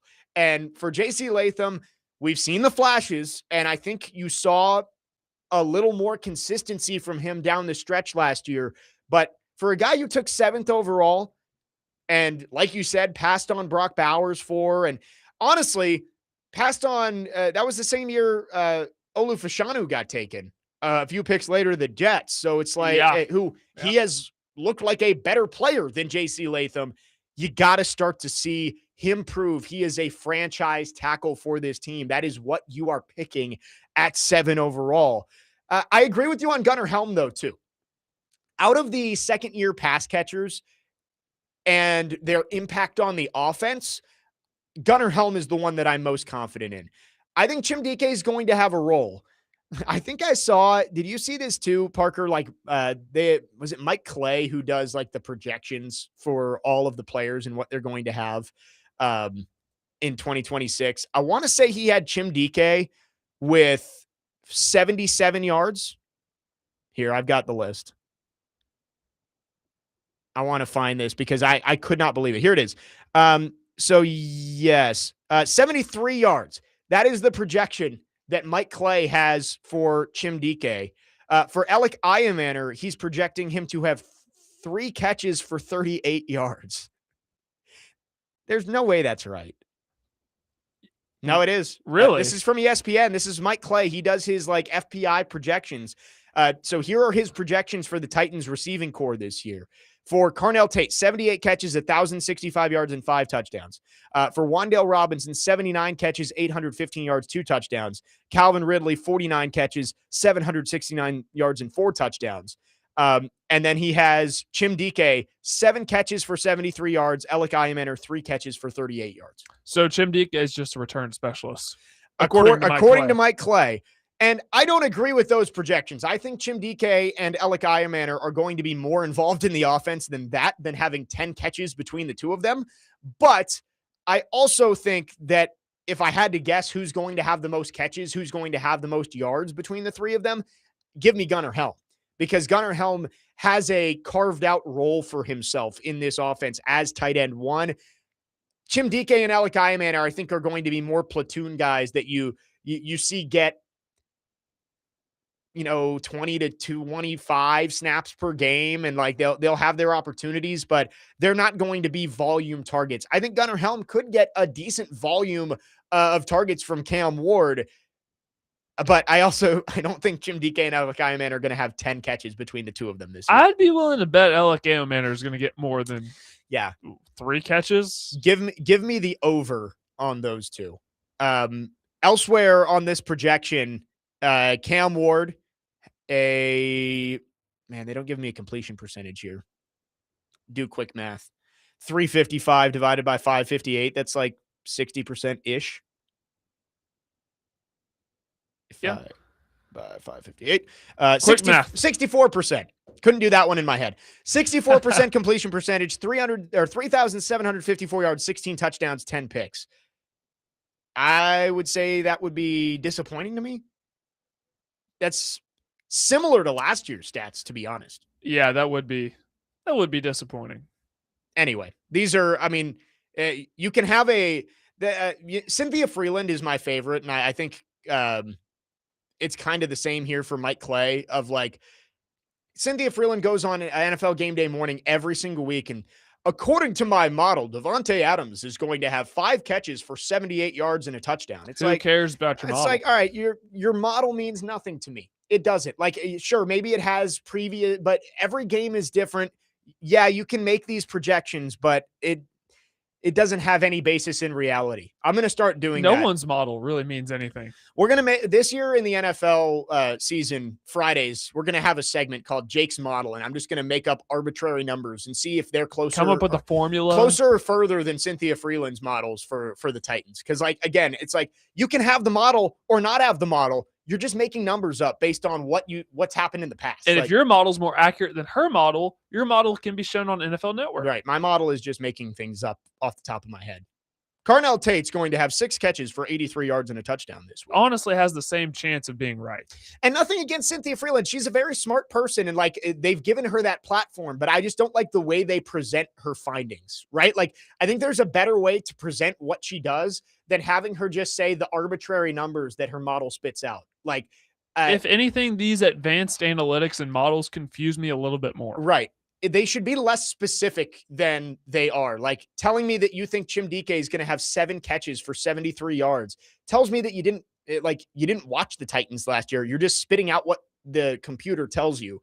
And so Chim and Alec are going to have better years than that, but I do think that Gunnar Helm has a more defined role in this offense. 615-737-1025 is the phone number if you want to text or call. Talking Titans here as they are back on the field for OTAs, and all of our football offseason coverage is brought to you by Tennessee Brewworks. From kickoff to last call, Tennessee Brewworks is the official craft beer of the football offseason coverage here on ESPN 1025 The Game. We'll flip things over to the defensive side of the ball coming up next, and also talk about what we could see this week on the field at OTAs. Jake Lyman, Parker Kelley, next man up, 1025 The Game.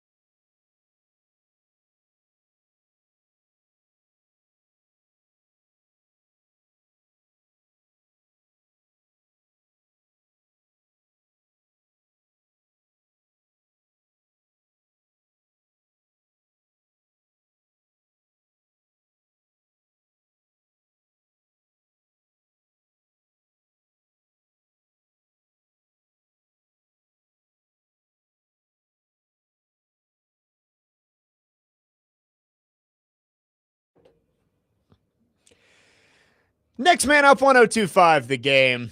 Jake Lyman, Parker Kelley. Everyone's favorite touchdown song. I like this song. Again, no problem with Johnny Cash or Ring of Fire. Just not as a touchdown song. I'm with you because I do love Johnny Cash. This does not get me hype after a Titans touchdown. Well, we got what 2.5 months until the Seahawks preseason game. That's the first game of the final season at the old Nissan Stadium. Yes, it is. We will find out if the Trumpets are back for a third straight year. So, is this song better than the Tighten Up song from a couple years ago? I think it was Outkast. I would prefer that one over Ring of Fire. Ring of Fire, it's a good song. Use it for something else, not the touchdowns. Again, we've beaten that horse. I don't think I've asked you this. How do you feel about the 300 chant after every first down? You know what? It's grown on me. It has. I remember because they started that like 10 years ago doing that. And I remember the first few times I came to games, I was like, man, it's a little cheesy, but I kind of like it. I'm okay with the 300 chant.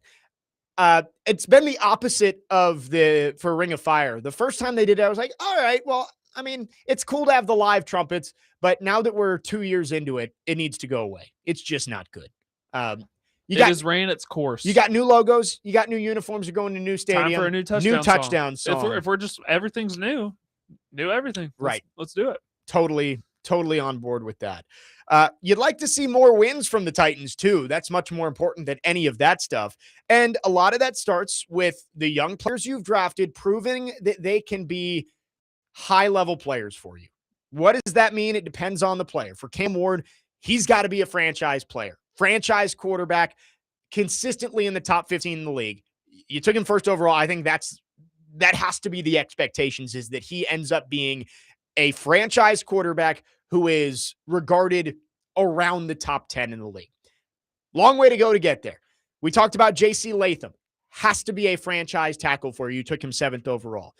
On the defensive side of the ball, I think there's a lot of potential, but you need to see steps forward, especially from last year's draft class. When I look at Femi Oladejo and Kevin Winston, I think there's potential there. Femi, we saw less of it. Kevin Winston, we saw some flashes once he got healthy. Both of them, first off, just need to be on the field. But those are two key pieces to this defense that could take this unit from being just average, which I think they're going to be better under Robert Saleh with the investments they've made on the defensive line. But if Femi Oladejo can be an 8 to 10 sack a year guy, if Kevin Winston can be a starting level safety, maybe a Pro Bowl level safety, like this defense gets a whole lot deeper and it gets a whole lot better. So I think on the defensive side of the ball, those are the two guys I'm pointing at this year. I don't know what my confidence level is that they're going to take a step, but I think those are the two most important pieces for this defense to take a step forward this year. Because if Femi Oladejo's an 8 to 10 sack a year guy, if Keldrick Falk, Robert Saleh is able to get the most out of him, he lives up to being a first-round pick. Suddenly, this edge group that I've been so skeptical about for the last couple of months gets a lot better. And a guy that I just keep thinking about in the back of my mind is Marcus Harris. To go along with Kevin Winston. You know, Marcus Harris is most likely going to be your starting nickel. I've heard nothing but good things. Haven't yet to see him on the field this offseason, but excited to see what he can do in that nickelback role. Yeah, and they've raved about it. And, you know, it's the season of optimism when you're here in June and July before you actually start playing, seeing them play real games. Everybody's going to be optimistic that all of these players are going to take steps forward. Not all of them are going to, but I will say you're right that they have raved about Marcus Harris when given the opportunity. People have asked them, hey, you haven't really addressed nickel. And not in as many words, but they said, we don't really need to address nickel because we have Marcus Harris there. So I agree with you that him taking a step forward would be huge. This defense in general, like I like the bones that they have there. Now, we haven't seen a lot of them actually play, right? Like there are some young guys. Femi played 6 games last year. Kevin Winston played a handful of games after recovering from the ACL injury, and then he got hurt again. You haven't seen Anthony Hill in this defense yet. So there's a lot that you don't really know, but I do think with the investments that you've made, there's a chance that this defense is not just average, but maybe pretty good this year. What does that mean in terms of wins? I don't know, but I do have a lot more optimism about the defense and everything clicking into place there than I do about the offense. No, I'm with you just because of what Robert Saleh has been able to do in New York in both of his stints in San Francisco. Given the amount of injuries that they had last year, and yet he was still able to get them playing at a high level, not necessarily getting to the quarterback and getting them to the ground, but they also had a lot of injuries. If you go and you look back at the first stint in San Francisco, first year in New York for Saleh, the defense, I think, was in the teens in terms of like overall defensive production. So I think that's a fair expectation for the Titans, but you get some production out of guys that you're maybe not expecting to produce as much. I could certainly see this being a top 10 unit. Yeah, I mean, just on paper, obviously you play more than 11 players, but if you look at this lineup of Johnson, Franklin Myers, Simmons, and Falk up front, Hill and Gray are your starting linebackers, and then your secondary is Taylor, Flott, Hooker, Winston, and then your 11th is either Harris in the slot, maybe you have Cody Barton there defensively. Like, on paper, that defense sounds pretty good. It sounds like there's a good amount of talent on the field, and there should be. A lot of those guys are former first-round picks, or you paid them big in free agency.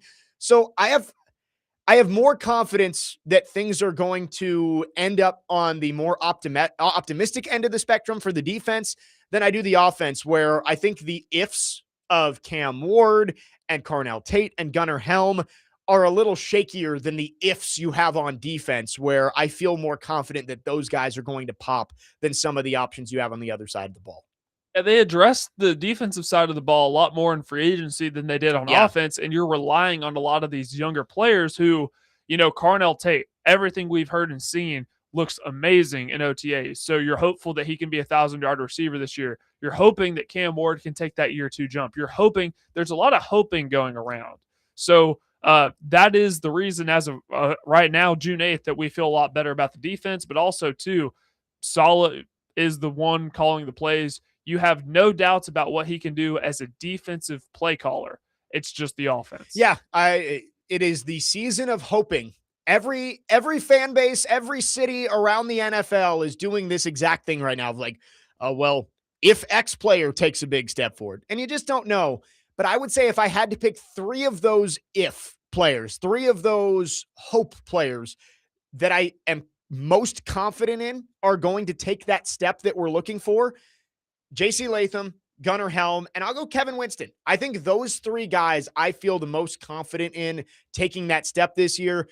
The rest of them, Cam Ward, Carnell Tate, Femi Oladejo, Chim Dike, Alec Imaner, I feel a little less confident about those guys. But, it could go to any end of the spectrum. I think I just listed off 8 players. It's probably closer to a dozen. If 10 of them take a step forward, this team could be 500 to 9-8 right around the playoffs. But if 3 out of the 12 of them end up taking a step, then you probably end up 4 or 5 win team. You're just hoping as many of those young players prove themselves as you can get this year to help this team take a step forward. 615-737-1025 is the phone number. Titans back out on the practice field. We're keeping an eye on social media to see if there are any updates from practice, probably going to be coming out early in the afternoon. Big news today, though. Brendan Sorsby has been given a temporary injunction that will make him eligible for the 2026 season, despite having to sit out the first 2 games. We'll keep talking about that. We'll keep talking Titans and whatever you want to get to in the final couple segments of the show. 615-737-1025. Jake Lyman, Parker Kelley, next man up, 125 The Game.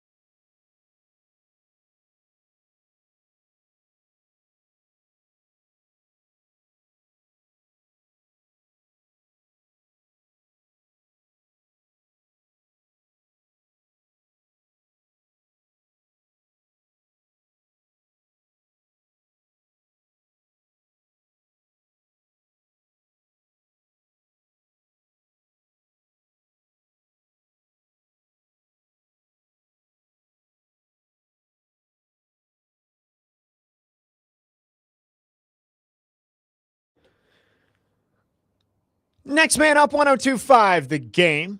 Jake Lyman, Parker Kelley with you. Couple more segments on this Reaction Monday. Chase and Big Joe are coming up at noon. We got some reaction on the text line. Parker played Ring of Fire coming out of the last break, and we talked about it being the touchdown song. Jeff says the person who chose the touchdown song is likely the same person making draft choices. There's been some bad choices in both of those areas, but I don't think Mike Borgonzi is the one making that decision. Brian, this one's funny, says the Titans need chance and a PR campaign based on humility because they do suck. They need to do something like this, and in quotes, at least we're not Cleveland. That is the truth, but you're not far. But I mean, it's what NFL teams do. You gotta boast and puff out your chest even when you're 6-28 in your last 2 seasons. You think professional athletes making millions of dollars are gonna humble themselves? Right. That doesn't seem right. Yeah. Justin from Greenbrier talking about the predictions from Mike Clay. I think again we went through Mike Clay for ESPN. He has his model. Is it FPI that he uses? I forget what he uses a specific model for ESPN. He's like their analytical expert. And he had Chim Dike finishing the season with 7 catches for 73 yards and 1 touchdown. And Alec Iamaner finishing the year with 3 catches for 38 yards. For some reason, Mason Kinsey is also listed on this chart, but Bryce Oliver isn't.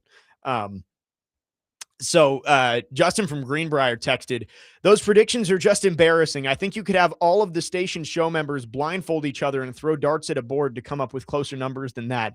Let's all pray that those aren't the real numbers. And some of them are moderately accurate, right?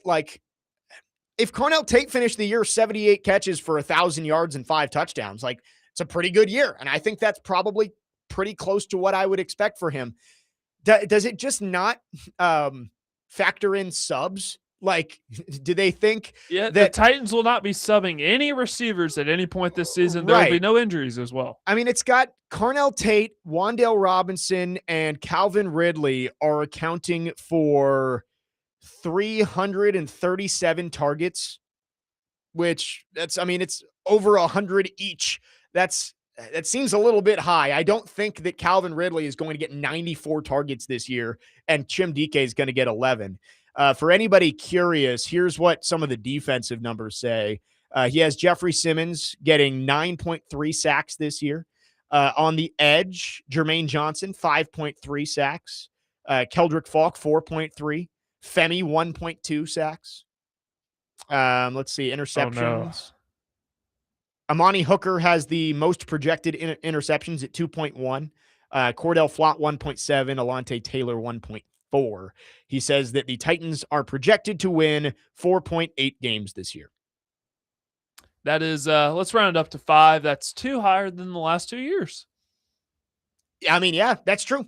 I don't know if that would be a successsul season, but it'd be better. I don't know. It'd be better than the last 2. I think 7-10. I think 7-10 is my expectation. He has the Titans, I guess it's like a grade from 1 to 10 on position groups. The highest rated position groups are wide receiver and off-ball linebacker for the Titans. So there you go, at a 6 out of 10. Lots of 4s and 5s for the Titans. It's nobody knows, and that's what frustrates me. It's like you're putting this into a computer and it's spitting numbers back out at you, and it's like, is that really valuable to me to know what this computer model says? Jackson asks, how do you get 0.3 sacks? I don't know either. I think it's an average of all of these predictions that you could end up with. Trevor put in to ChatGPT, predict Cam Ward season stats for the upcoming season. It says 66% completion percentage, 3,600 yards, 24 touchdowns, and 10 interceptions. I think that's just as likely as Mike Clay's model is. It's why they play the real games. Thank goodness for that. Not simulating the entire season. We're actually going to play on grass. Well, turf. Well, quick tangent here. Have you seen that college football, the video game Dynasty, is going to have coach mode?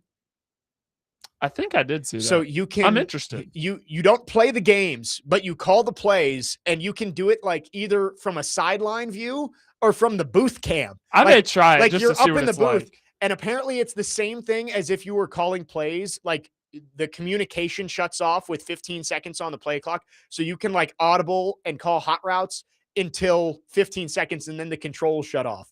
I think that is an awesome idea. Yeah. I don't know. There's how much, also NIL in there too. Right. So a lot of different things in the game this year. I don't know how much I would actually use that, but I thought that was funny that you can do coach mode where you're not actually playing the game. You're just, you're sending in your plays to the simulated characters. And I would try it. Go for it. I would try it just to see what it's like. Fun. For fun. I mean, it takes some of the randomness out of the game because you're not making the decisions there. So anyway, did want to quickly get back to the Brendan Sorsby thing. More information is coming out. I've seen a couple of things say that the appeal it's going to be close to see if the appeal actually gets done before the season starts. And the NCAA, I'm sure, is going to make this their number one priority to try and change this and get this overturned. How does common sense not win in this one? I've seen exactly one person who is on Sorsby's side on Twitter, and everybody else is against it.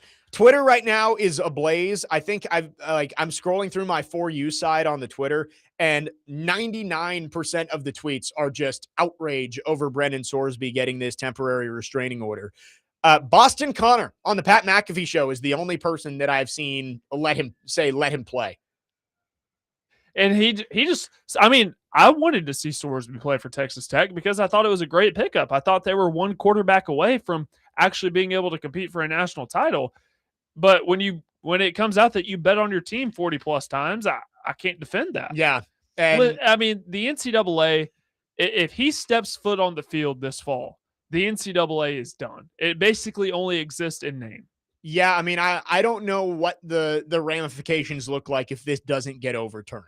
Right. This is uncharted territory where it has always been common sense for everybody, right? Like this is throughout all of sports, throughout history, don't bet on the sport you're playing. And that's been a rule. It has been concrete and no one has challenged it. And for some reason, that wasn't enough for the judge to side with the NCAA here and say he broke the rules. He deserves to deal with the consequences of it. He said, no, Brendan Sorsby's career is more important than the integrity of the game. And I do not understand how this happened. And I really, really, I really hope the NCAA is able to get this thrown out. I do, but you would like to think, right? I don't think any of us expected to see this headline today. Right. Everything I'm seeing says it's a stunner. It's a massive upset. No one saw this coming.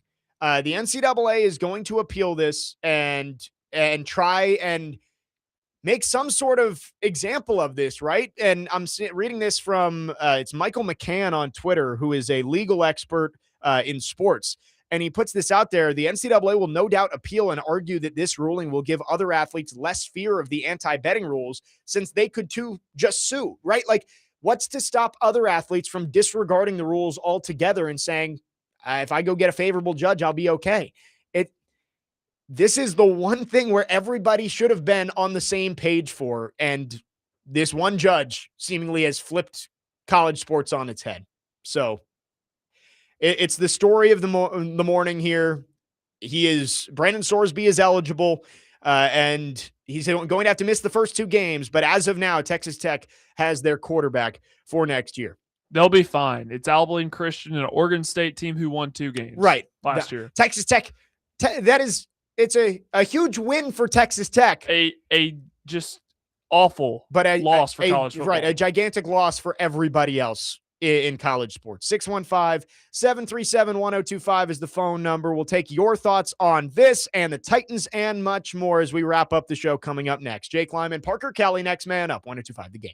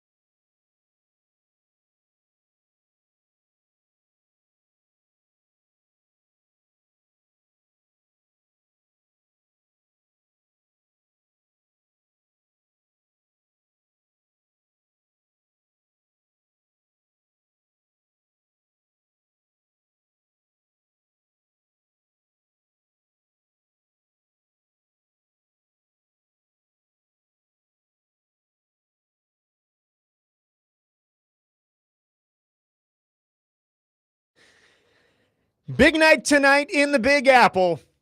Game 3 of the NBA Finals. New York Knicks trying to take a 3-0 series lead over the Spurs.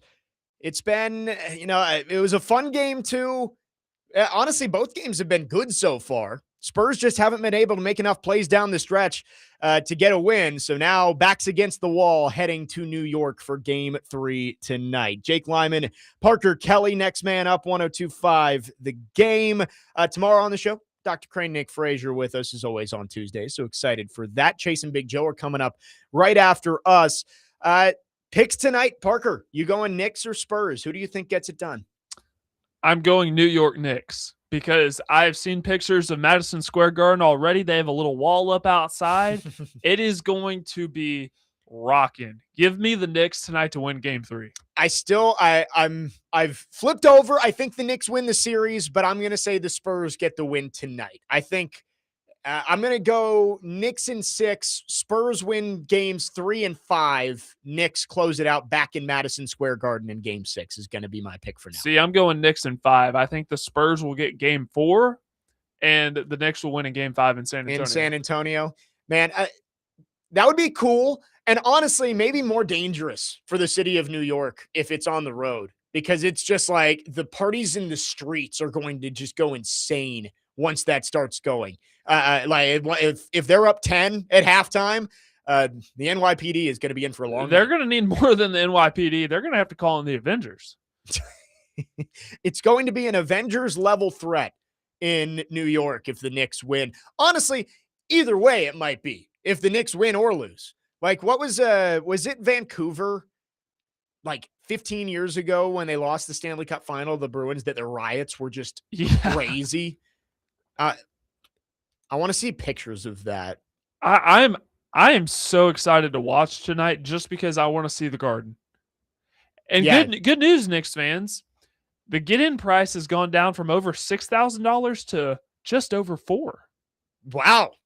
How about that? How about that? Nice and cheap for everybody. That's trying just to the get-in price, standing room only. Yeah, I heard courtside seats were going for $95,000. Yeah, it was Vancouver 2011 after losing game 7 to the Bruins. They rioted in the streets. I think New York needs to be prepared for chaos, whether the Knicks win or lose this series. But they're up 2-0 and hosting the Spurs tonight. Titans are also on the practice field right now for OTAs. It is open to the media, although I believe no interviews with players or coaches today. It's literally just out there to watch practice. So we should get some updates on what's been going on over there later on this afternoon. We'll get into all of that tomorrow if there's any notable performances out there at Titans OTAs. I mean, I would guess Carnell Tate's going to be the guy everybody's talking about. Does he have another highlight-worthy practice that he has in each of the first 2 open ones? That's what everybody's going to be wondering is, does the number 4 pick continue to show that he's got some juice out there, even though it's only in June? Yeah, and that'll be something fun to watch. And I'm telling you, when training camp gets here and they start putting on the pads, that is going to be when we really start to see what Carnell Tate can do. Yeah. Again, it's so early, but it is. I mean, it's very nice to see that he's having a good start to his NFL career, but it's June. We'll see if he can keep it going today. Again, practice going on over there at Vanderbilt Health Sports Park right now. Again, the Brendan Sorsby stuff going on right now. I'm scrolling through trying to find out any additional information. I think we've covered almost all of it. He has the temporary injunction. He has to sit out the first 2 games against Abilene Christian and Oregon State, but will be eligible to play the final 10 games and beyond into the postseason for Texas Tech. And you said it, Parker. It's like, obviously, common sense, it's not good. It's a loss for everybody, but like Texas Tech, I don't think was a contender without Brendan Sorsby. We saw last year that even with their loaded defense and all of the infrastructure they built up with the oil money they've got inserted into their program, they didn't have the quarterback to go out and win in the postseason. Baron Morton wasn't good enough against Oregon, and they got shut out. Sorsby is good enough that if they have the defense they did last year and they're able to get him some weapons, like this is a good Texas Tech team, but like, I feel like we all are going to be rooting against Texas Tech just because of what's happening right now. Which is a shame, because Texas Tech is an easy team to root for because they've never really been this good as they were last year. And supposedly the players that they brought in are a little better than last year. The defense may be better. So I think this sums it up well. This is a statement from Chad Hatmaker, who has worked in several he's worked in several cases regarding eligibility issues. This was put out by Chris Lowe of On3. This might be the case that actually generates real reform. That's absolutely ridiculous. If you have an illness as an employee, you don't go break the rules because of it. An alcoholic can't come to work drunk without getting fired. Yeah, I think I saw, did Chris Lowe, was he the one who posted that it's like if you had a learning disability and then cheated on a test, like they're not going to say, oh, it's okay, you can cheat. It's crazy. It's ridiculous. We just got like 5 texts in 30 seconds. Let's try and get to some of these. Can players get suspended for betting in the new game? Also, I think he's talking about the college football game. Caleb says Sorsby eligible, Aguilar not. And I mean, if there are no rules, what justification do you have for not giving Aguilar? Listen, I was against Aguilar getting another year, but if Sorsby is going to be eligible, then let's bring back NFL players. Joe Burrow, Jamar Chase. Yeah. Justin Jefferson, you want to come back to LSU? Well, it is funny. It's like the home court advantage, court being used in a legal sense, has helped everybody except for Joey Aguilar. Jack says, why do you all keep acting like this? No rules matter anymore. Yeah, this was the one that should have. John says, feels like the rules are there are no rules. And I think that's a good way to end it. It's just like that was the one rule that I think everybody felt like didn't need to be challenged. You can't bet on your own sport.